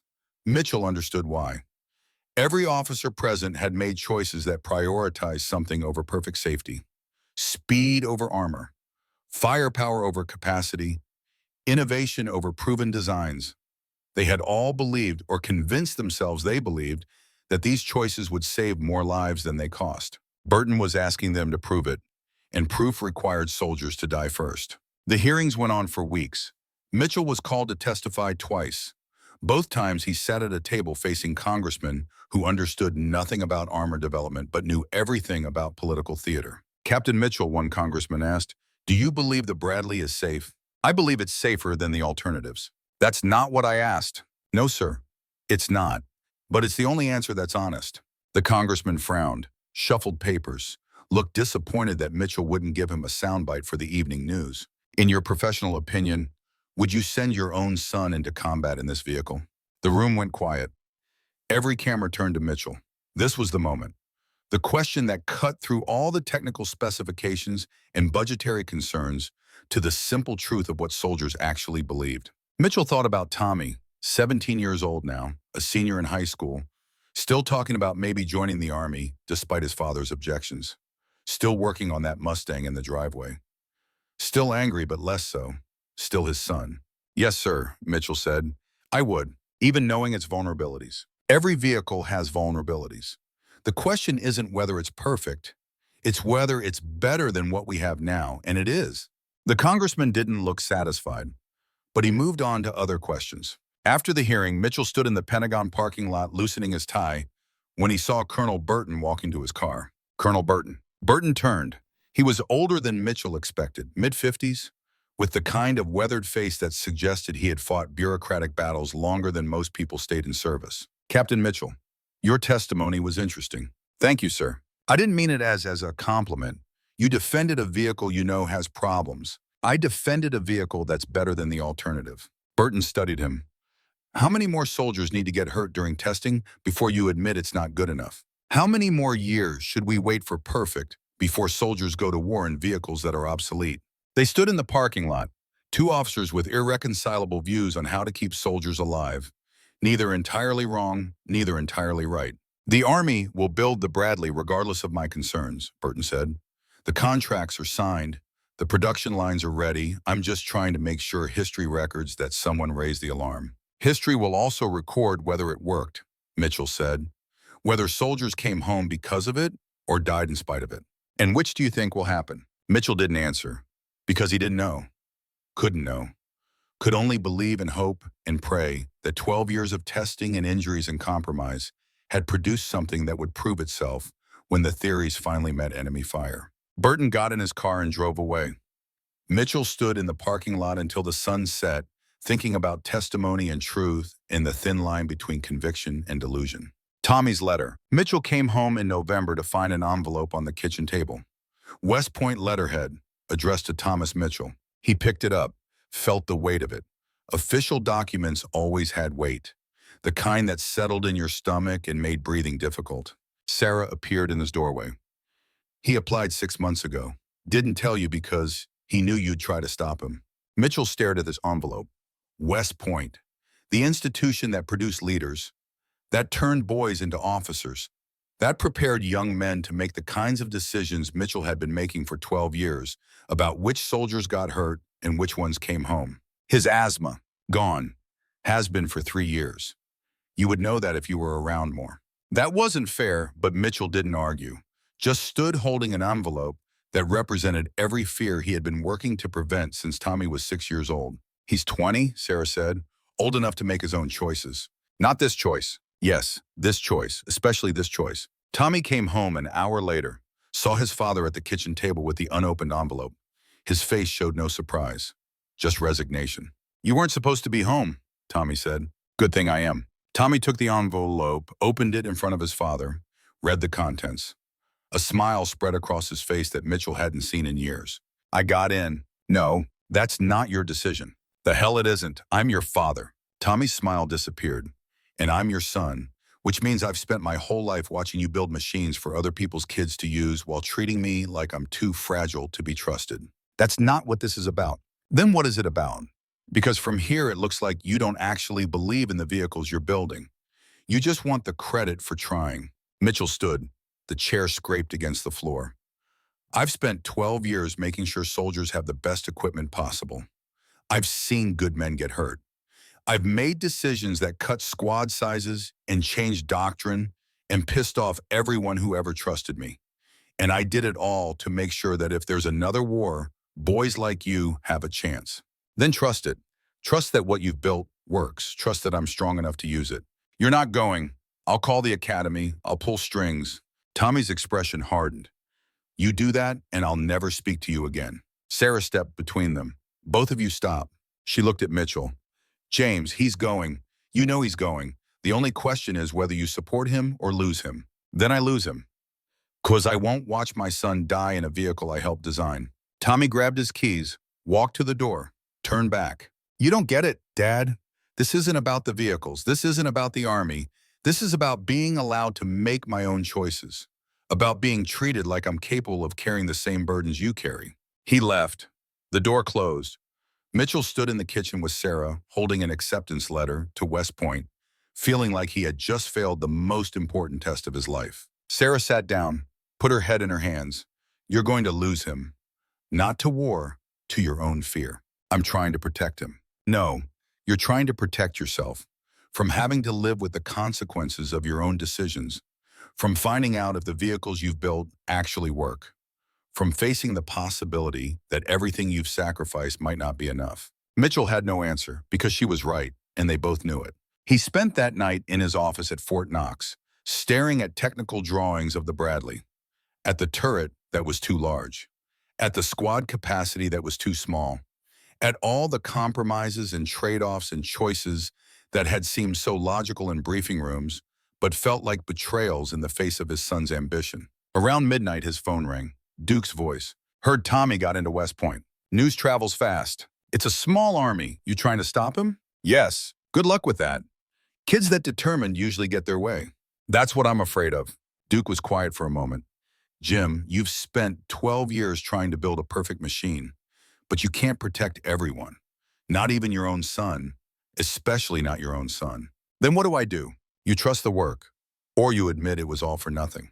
The line went dead.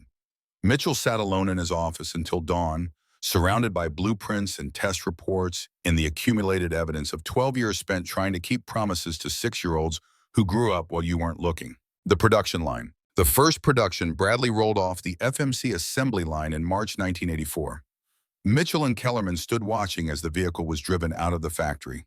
Fresh paint, perfect welds, all the theoretical improvements made real in aluminum and steel, and the hope that this time, finally, they had gotten it right. General Reeves was there. So was Duke, who had been assigned as senior enlisted advisor to the fielding program. They stood together, watching history happen in the antiseptic environment of a defense contractor's factory floor. 23 years, Reeves said quietly, from concept to production. Most people don't work at anything that long. Most people aren't trying to rewrite how infantry fights, Mitchell replied. Reeves turned to him. You made the right calls, the hard ones. Not everyone could do that. Ask me when soldiers come home safe. That's what I like about you, Captain. No victory lap, just work. The ceremony was brief. Politicians gave speeches about American innovation and military superiority. Contractors thanked Congress for the funding. Generals promised the vehicle would transform modern warfare. Mitchell stood in the back and tried to feel something. Pride, relief, satisfaction. But all he felt was tired. Duke found him after the ceremony. It's done, Duke said. Whatever else happens, you finished it. Doesn't feel finished. It never does. There's always another test, another improvement, another generation that thinks they can do it better. They walked out to the parking lot together. The Bradley sat gleaming in the March sun. It looked lethal, capable, everything the military said it would be. I'm still angry about the squad size, Duke said. But I understand why you did it. Does understanding make it right? Makes it defensible. That's different than right, but it's something. Mitchell looked at his old friend. You came back, after I made the choice you disagreed with. Why? Because someone had to make sure you didn't forget what you were building this for. It's not about the vehicle, it's about the kids who crew it. You forget that and you become just another engineer pushing paper. I haven't forgotten. Good, don't. Duke walked to his car. Mitchell stood alone in the parking lot, watching the Bradley that was no longer his project, but had become the Army's future. That night, he called Tommy. The conversation was brief, stilted.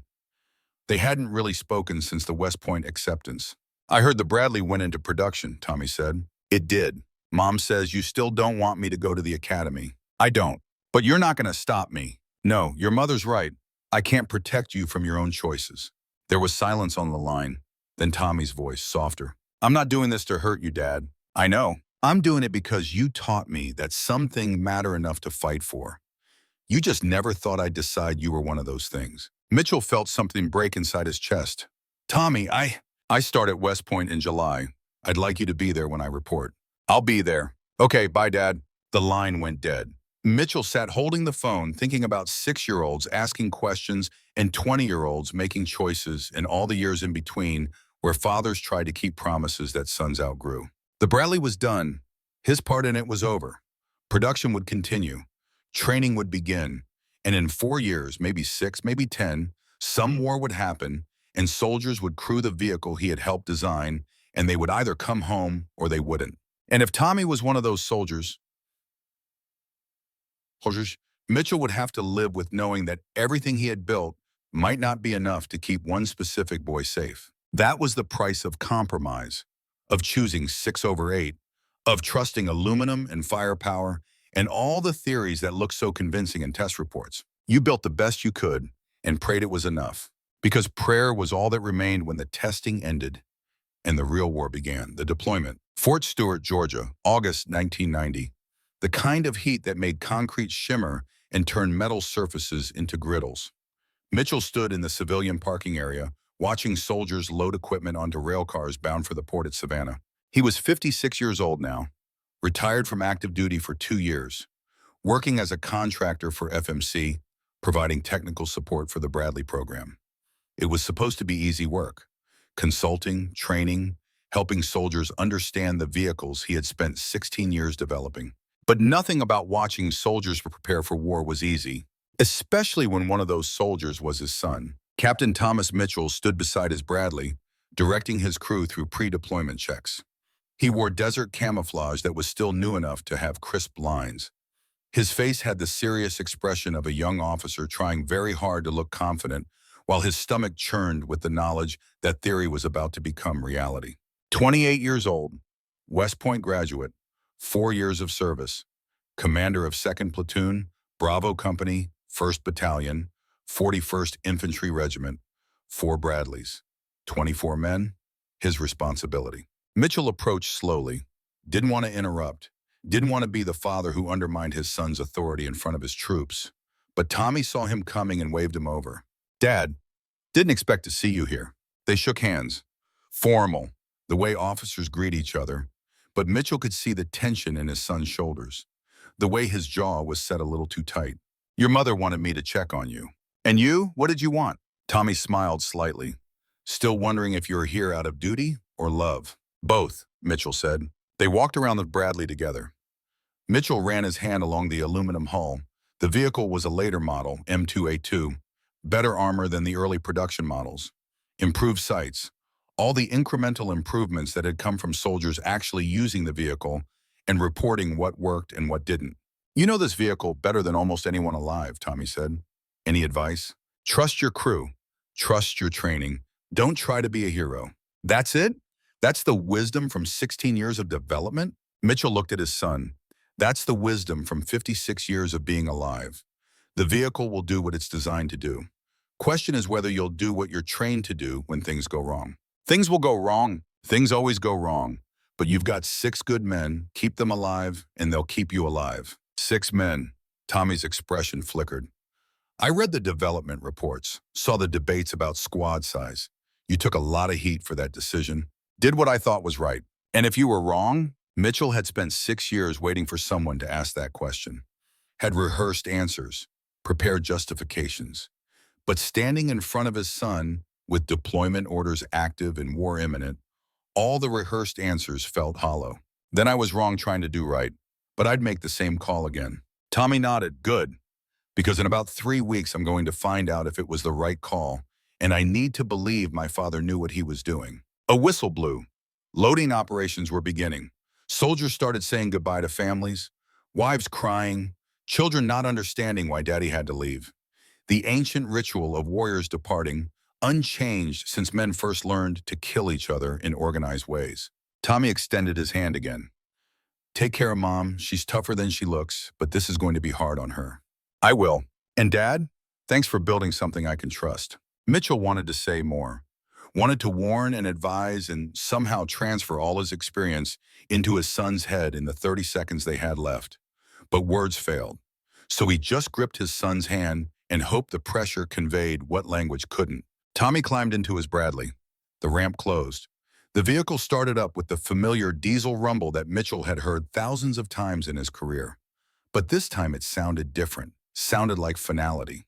He watched the Bradleys load onto rail cars, watched them disappear south toward the port, watched his son go to war in a vehicle he had helped design, and felt the full weight of every decision he had made for 16 years settle onto his shoulders like gravity itself. Sarah was waiting at home. She had aged in the years since Tommy left for West Point. Gray hair now, lines around her eyes, but still strong. Still the woman who had kept their family together through all the deployments and absences and choices that had pulled them apart. How is he, she asked, scared, trying not to show it. Like his father. Mitchell almost smiled. Yeah, like his father. They sat on the back porch, the same porch where Mitchell had made his promise to a 6-year-old boy 22 years ago. The fireflies were back, performing their mating dance, indifferent to human wars and human fears. I should have stopped him, Mitchell said. Should have found a way to keep him out of combat. You tried that? He went anyway. I should have tried harder. Sarah reached over and took his hand. The gesture was familiar, comfortable.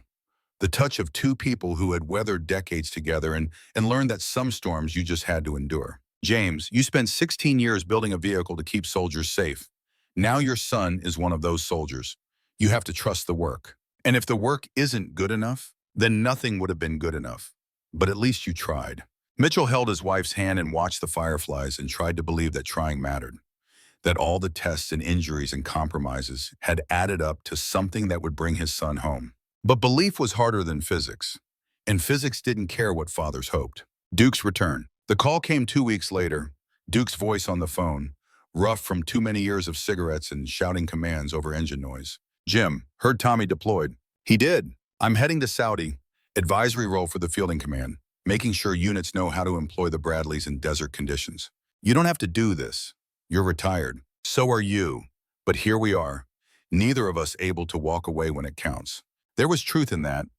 Mitchell had been retired for 2 years, but had volunteered for contractor status the moment deployment orders came down. Some part of him needed to be close to the action, needed to feel like he was still contributing, even if his contributing days were mostly behind him. Duke continued, I'm going to be embedded with 1st Battalion, Tommy's unit. Figured you'd want to know. Thank you. Don't thank me yet. If things go sideways over there, proximity won't help anyone. But at least I'll be able to tell you what really happened, instead of what some public affairs officer sanitizes for the press. Mitchell felt something loosen in his chest. Having Duke near Tommy wasn't the same as being there himself, but it was something. Duke would look out for his son the way he had looked out for Mitchell all those years ago. Keep him safe, Duke. I'll do my best. But Jim, he's a captain now, has his own command. Can't protect him like when he was a kid. Best I can do is make sure he has good information and straight answers. That's more than I can do from here. The line was quiet for a moment. Then Duke's voice, softer than Mitchell had heard it in years. The vehicle's good, Jim. I've been training soldiers on it for 6 years now. It does what it's supposed to do. Your choices, the ones I disagreed with, they're working. Squad of 6 is handling the weapon systems better than 8 ever did. You were right. That doesn't make me feel better. Wasn't meant to. Was meant to help you sleep at night. Whether it does or not is your problem. Duke hung up. Mitchell stood holding the phone, feeling the distance between Georgia and Saudi Arabia measured not in miles but in helplessness. He drove to Fort Stewart the next day. Found Captain Danny Hayes, now a major, working in the Battalion Tactical Operations Center. Hayes had recovered from his turret accident 10 years ago. The scar above his eye had faded to a thin white line, but something in his expression had changed.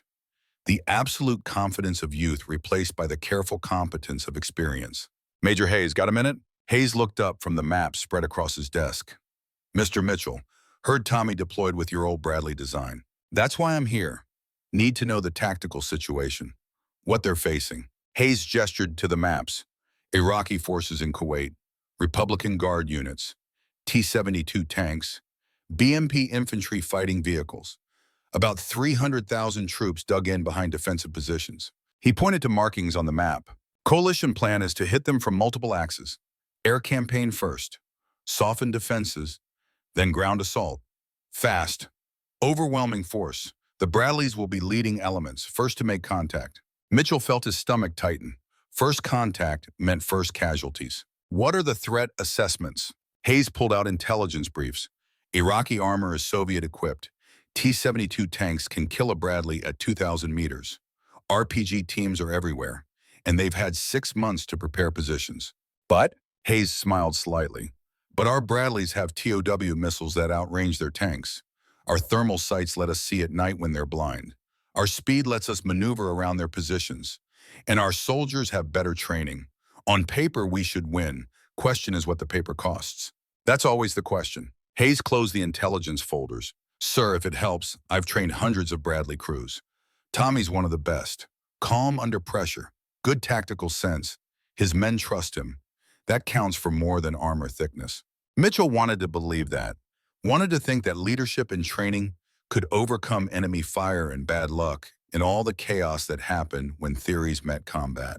But he had spent too many years watching good soldiers get hurt despite doing everything right. I should go, Mitchell said. Let you get back to work. Hayes walked him to the door. Mr. Mitchell, the vehicle you helped build is good. Not perfect, but good enough. And sometimes good enough is all you get. Mitchell drove back to his empty house and tried to believe that good enough would bring his son home. The longest night, January 17, 1991. Operation Desert Storm began at 0200 local time. Mitchell watched it on CNN from his living room in Georgia. Watched green tracers arc across the night sky over Baghdad. Watched reporters in gas masks broadcasting from hotel rooms.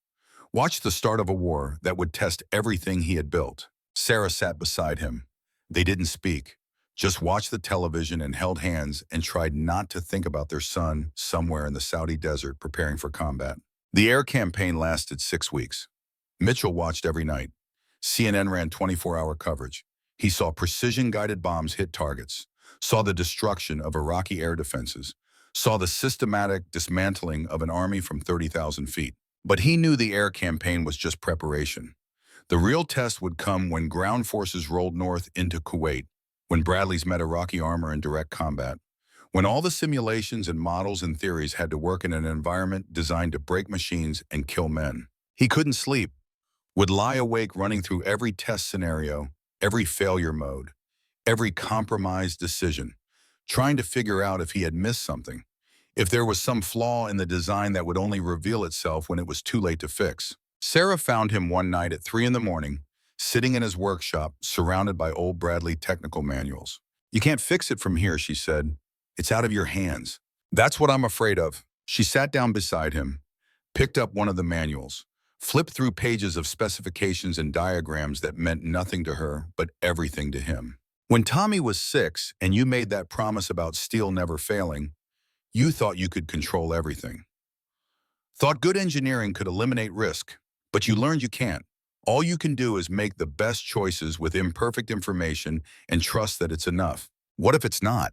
Then it's not. But beating yourself up at 3 in the morning won't change what happens 8,000 miles away. Mitchell took the manual from her hands, closed it, set it aside. I built something that my son is trusting with his life. If it fails him, if he dies because of a choice I made 16 years ago, I don't know how I live with that. The same way I've lived with you being gone for most of our marriage. The same way Tommy lived with having a father who was absent more than present. You do it because the alternative is giving up. And Mitchell's don't give up. She stood, kissed the top of his head, went back to bed. Mitchell sat in his workshop until dawn. Then he called Duke's emergency contact number. It took 6 hours to get through. When Duke finally answered, his voice was distorted by satellite delay. Jim, can't talk long. How is he? Tommy? He's fine, ready. His platoon is solid. They'll move out when the ground offensive starts, probably in the next week. What are his chances? Same as anyone's. Better than some, worse than none. That's all I can tell you. Is the Bradley performing? Vehicle's good. No major mechanical issues. Soldiers trust it. That's what matters. Duke, if something happens, if he gets hurt, you'll tell me the truth? Not some sanitized version, the real truth. There was a long pause. Satellite delay or Duke thinking or both? Yeah, Jim, I'll tell you the truth. But let's hope I don't have to. The line went dead. Mitchell sat holding the phone, waiting for a war to start that would either vindicate 16 years of work or prove that all the compromises had added up to failure. February 24th came.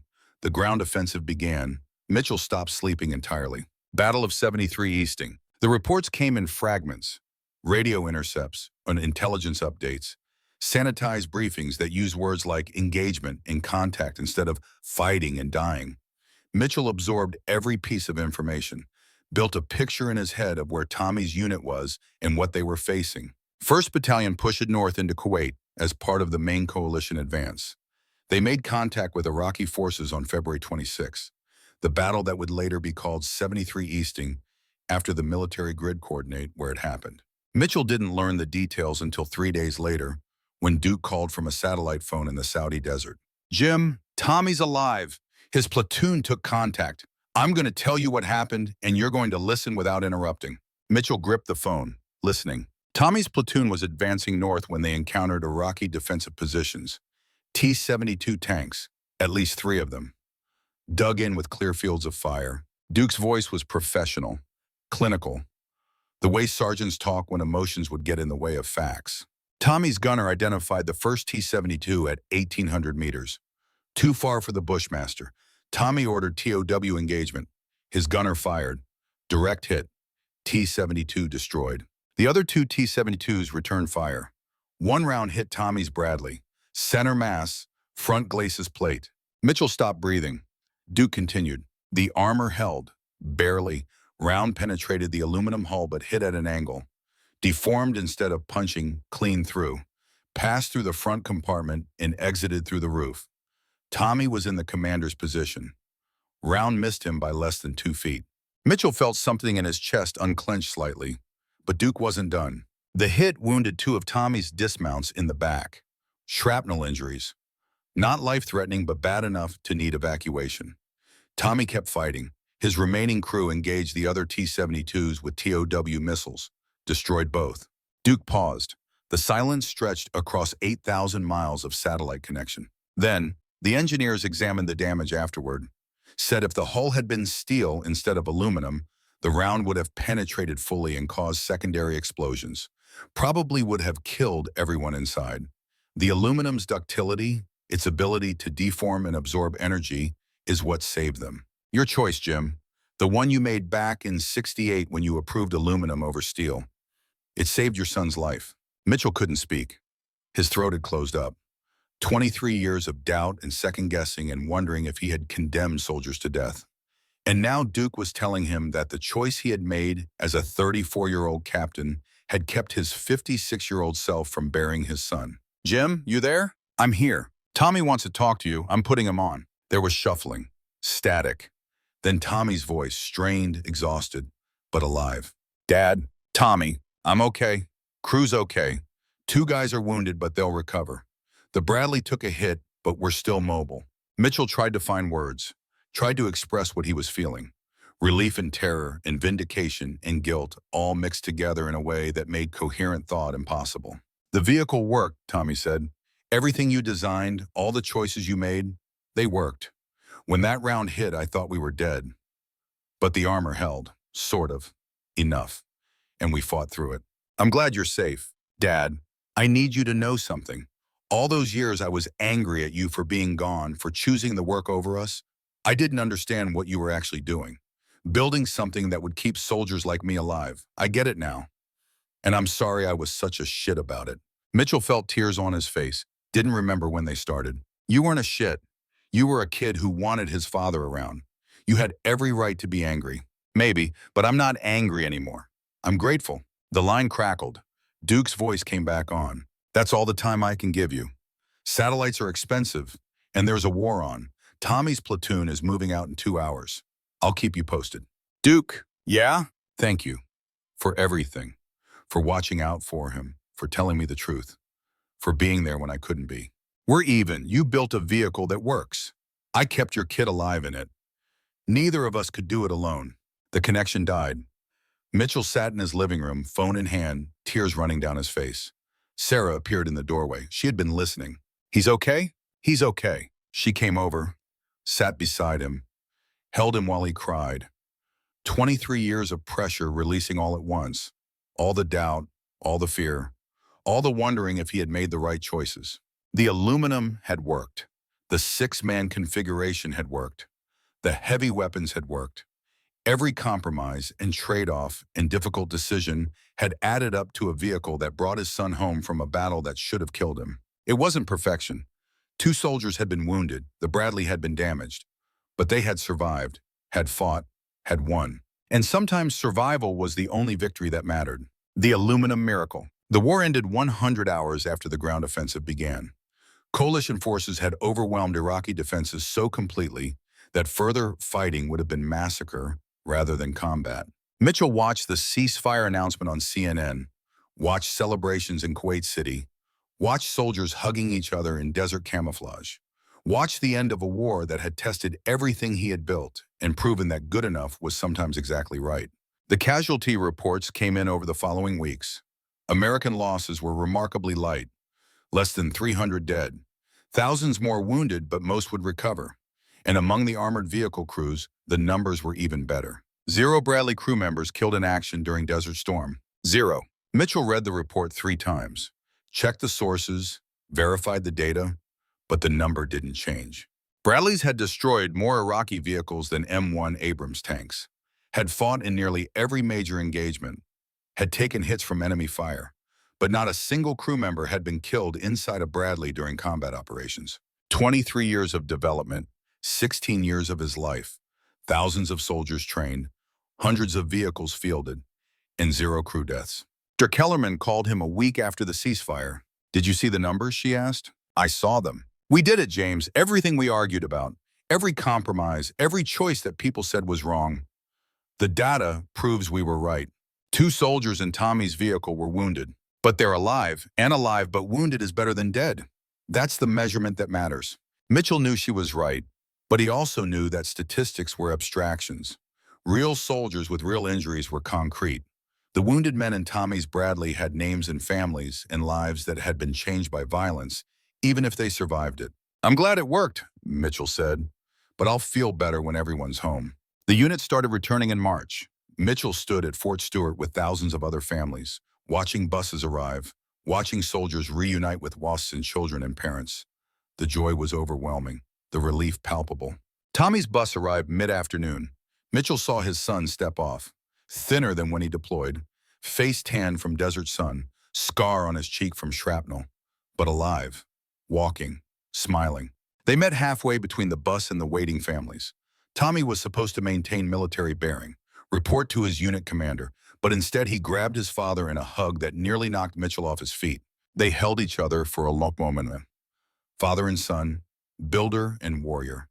2 men who had spent 23 years trying to understand each other, finally connected by a shared experience with aluminum and fire and the knowledge that sometimes love means building things that let people take risks. When they pulled apart, Tommy was crying. So was Mitchell. Neither of them cared. "You built something real," Tommy said. "Something that matters. I wanted you to know that. I was just trying to keep you safe." "No, you were trying to keep all of us safe. Every soldier who ever crews a Bradley. That's bigger than me. That's what I didn't understand when I was younger." Sarah appeared, hugged her son. The 3 of them stood together in the Georgia sun, holding each other, whole again after 6 months of fear and distance and war. Duke found them later. He looked older, more worn. War did that even to people who just watched it happen. He and Mitchell shook hands, then hugged. The embrace of men who had been through something that words couldn't capture. "We did good," Duke said. "Not perfect, but good. Better than I hoped. Lower standard than I wanted, but I'll take it." They walked to where Tommy's Bradley was parked. The vehicle showed its combat history. Welded patch over the penetration hole, paint scorched from near misses, track pads worn from hundreds of miles across desert terrain. Mitchell ran his hand along the damaged hull, felt the rough weld marks where field maintenance had patched the armor. This vehicle had taken enemy fire and survived, had brought his son home, had done exactly what it was designed to do, even if the doing had been violent and imperfect and terrifying. Tommy stood beside him. "You want to see the inside?" Mitchell hesitated, then nodded. They climbed through the crew door, The interior smelled of diesel fuel and sweat and the metallic tang of fired weapons. Tommy pointed out where the T-72 round had entered and exited, showed the bloodstains on the troop seats where his wounded soldiers had been treated, explained each moment of the battle in the clinical language of after-action reports. But Mitchell wasn't listening to the words. He was feeling the space, the cramped crew compartment that had seemed too small on blueprints, but had been exactly right for 6 men fighting together. The turret basket that had caused Hayes to get injured during testing, but had provided the room and stability for accurate fire under combat conditions. The aluminum hull that everyone said was a death trap, but had deformed and absorbed energy and saved lives. All the compromises, all the trades, all the choices that had seemed wrong or incomplete or inadequate, they had added up to something that worked. Not perfectly, not elegantly, but functionally, practically. In the messy reality where physics met human bodies and the best you could hope for was survival rather than invincibility. "Thank you," Tommy said, "for building this, for making the hard choices, for being the father who was gone so that other father sons could come home." Mitchell looked at his son, thought about the promise he had made 23 years ago. Steel never fails, but he had learned that steel did fail, and so did aluminum, and so did every material and every design and every choice. The goal wasn't to never fail. The goal was to fail in ways people could survive. "I'm proud of you," Mitchell said. "Not for the fighting, for the coming home." They climbed out of the Bradley. Sarah was waiting outside with Duke in a gathering crowd of soldiers and families. Someone had brought beer. Someone else had brought a grill. The parking lot was transforming into an impromptu celebration. Mitchell stood back and watched. Watched soldiers who had trusted his designs. Watched families who had gotten their sons and husbands and brothers back alive. Watched the messy, imperfect success of work that had taken most of his adult life. Duke appeared beside him with 2 beers, handed one to Mitchell. "Never thought I'd say this," Duke said, "but you were right about the 6-man configuration. Watched it work in combat. Smaller crews are more cohesive, better communication. The heavy weapons give them reach and power they wouldn't have with 8 rifles. I was right for the wrong reasons. Don't care about your reasons. Care about results. And the results are sons coming home." They clinked bottles, drank in silence. 2 old soldiers who had spent decades arguing about how to keep younger soldiers alive, finally agreeing that the answer had been found in the trying rather than in being certain. The last visit, Fort Benning, Georgia, April 2003, 12 years after Desert Storm. Mitchell was 69 years old now, fully retired, living quietly with Sarah in a house they had finally paid off after 40 years of military life. Tommy called and said he wanted to take his father somewhere. Wouldn't explain where, just said it was important. They drove to Fort Benning in Tommy's truck. He was a lieutenant colonel now, battalion commander. His own son, Mitchell's grandson, was 5 years old and obsessed with dinosaurs and completely uninterested in military vehicles, which everyone agreed was probably healthy. Tommy parked outside the National Armor and Cavalry Museum, led his father inside. The museum was quiet, midweek, few visitors, just displays of vehicles from throughout American military history. Sherman tanks from World War II, Patton tanks from Korea, M60s from the Cold War. And in the center of the main hall, spotlit and gleaming, an M2A2 Bradley infantry fighting vehicle. Tommy walked Mitchell to the vehicle, read the placard aloud. "Bradley fighting vehicle, designated M2A2, serial number 7732, participated in Operation Desert Storm, Battle of 73 Easting, February 26, 1991, credited with destruction of 3 Iraqi T-72 tanks, sustained direct hit from enemy fire, 0 crew fatalities." Mitchell stared at the vehicle.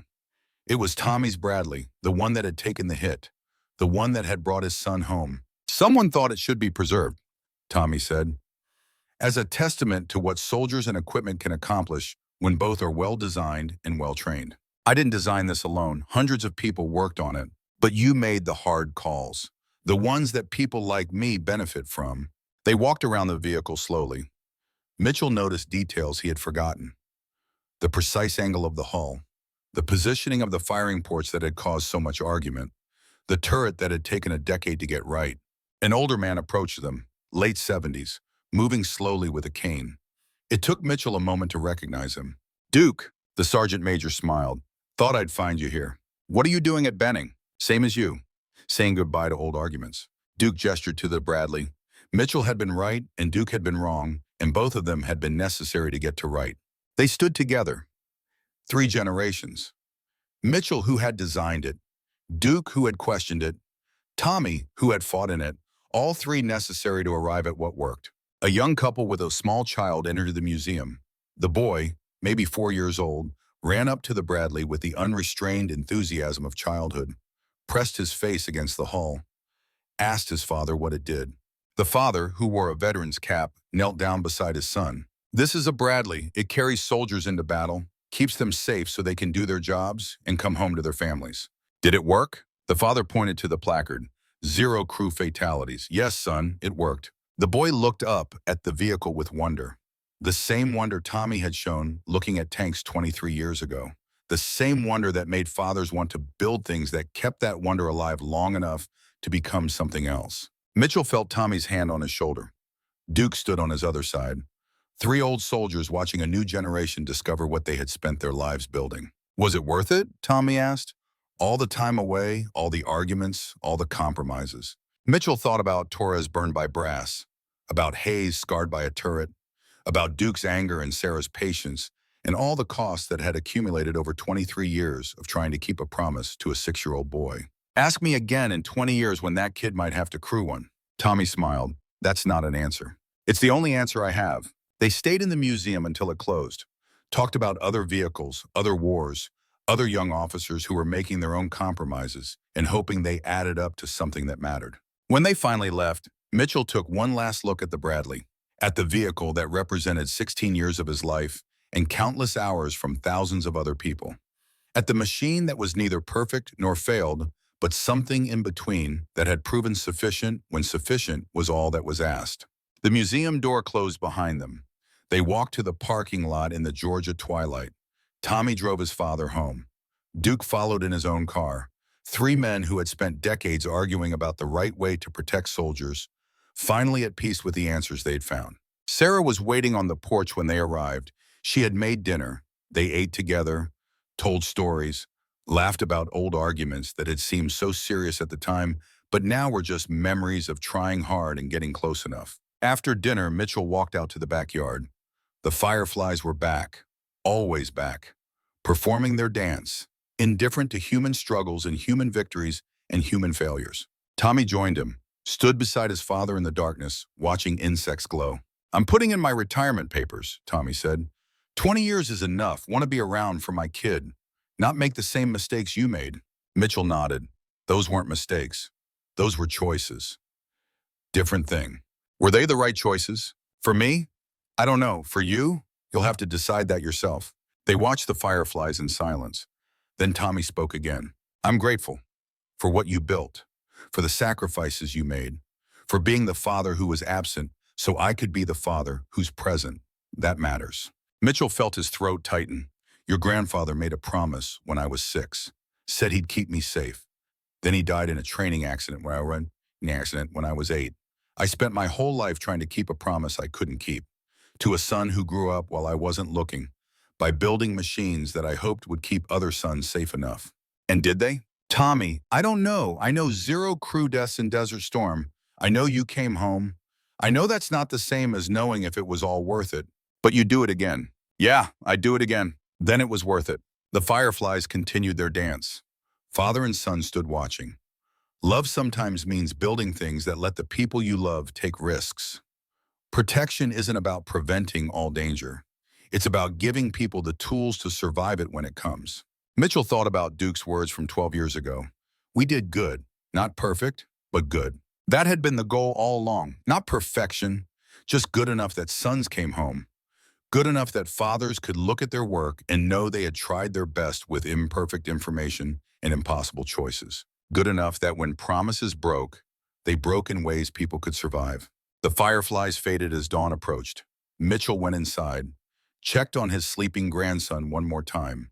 The boy had fallen asleep with a toy dinosaur in his hand, dreaming of ancient creatures that had died out 65 million years ago, too young to know about war or armor or the promises grandfathers make. Mitchell hoped he stayed too young to know for as long as possible, hoped the vehicles he had helped build would gather dust in museums instead of carrying another generation into combat, Hope that good enough would remain good enough for decades to come. But he knew hope wasn't the same as certainty, and certainty had never been the goal. The goal had been trying, building, compromising, learning, failing gracefully instead of catastrophically, and giving sons the best possible chance to become fathers who could make their own promises to their own sons. 23 years in the forge, 16 years of active development, thousands of soldiers trained, hundreds of vehicles fielded, and one son who came home from war to tell his father thank you. Mitchell lay down beside Sarah. She murmured something in her sleep and moved closer. He held her in the darkness and thought about aluminum and steel and all the metals that fathers use to try to keep promises. Steel never fails, he had told Tommy when the boy was 6, but he knew now that wasn't true. Everything fails. The question is whether the breaking happens in ways that let people walk away. Whether good enough is actually enough when perfect never arrives. The Bradley had been good enough, barely, imperfectly, with costs and compromises and arguments that lasted decades. But it had brought his son home, and in the end, that was the only measurement that a father's heart understood. He closed his eyes, thought about fireflies and promises, and the long journey from certainty to wisdom. 23 years in the forge. What emerged was not perfect steel, just aluminum that bent instead of breaking.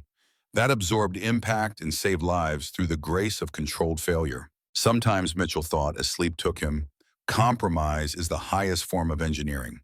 The willingness to be less than perfect so that more people can be alive. He had learned that lesson late, but he had learned it, and his son had survived because of it.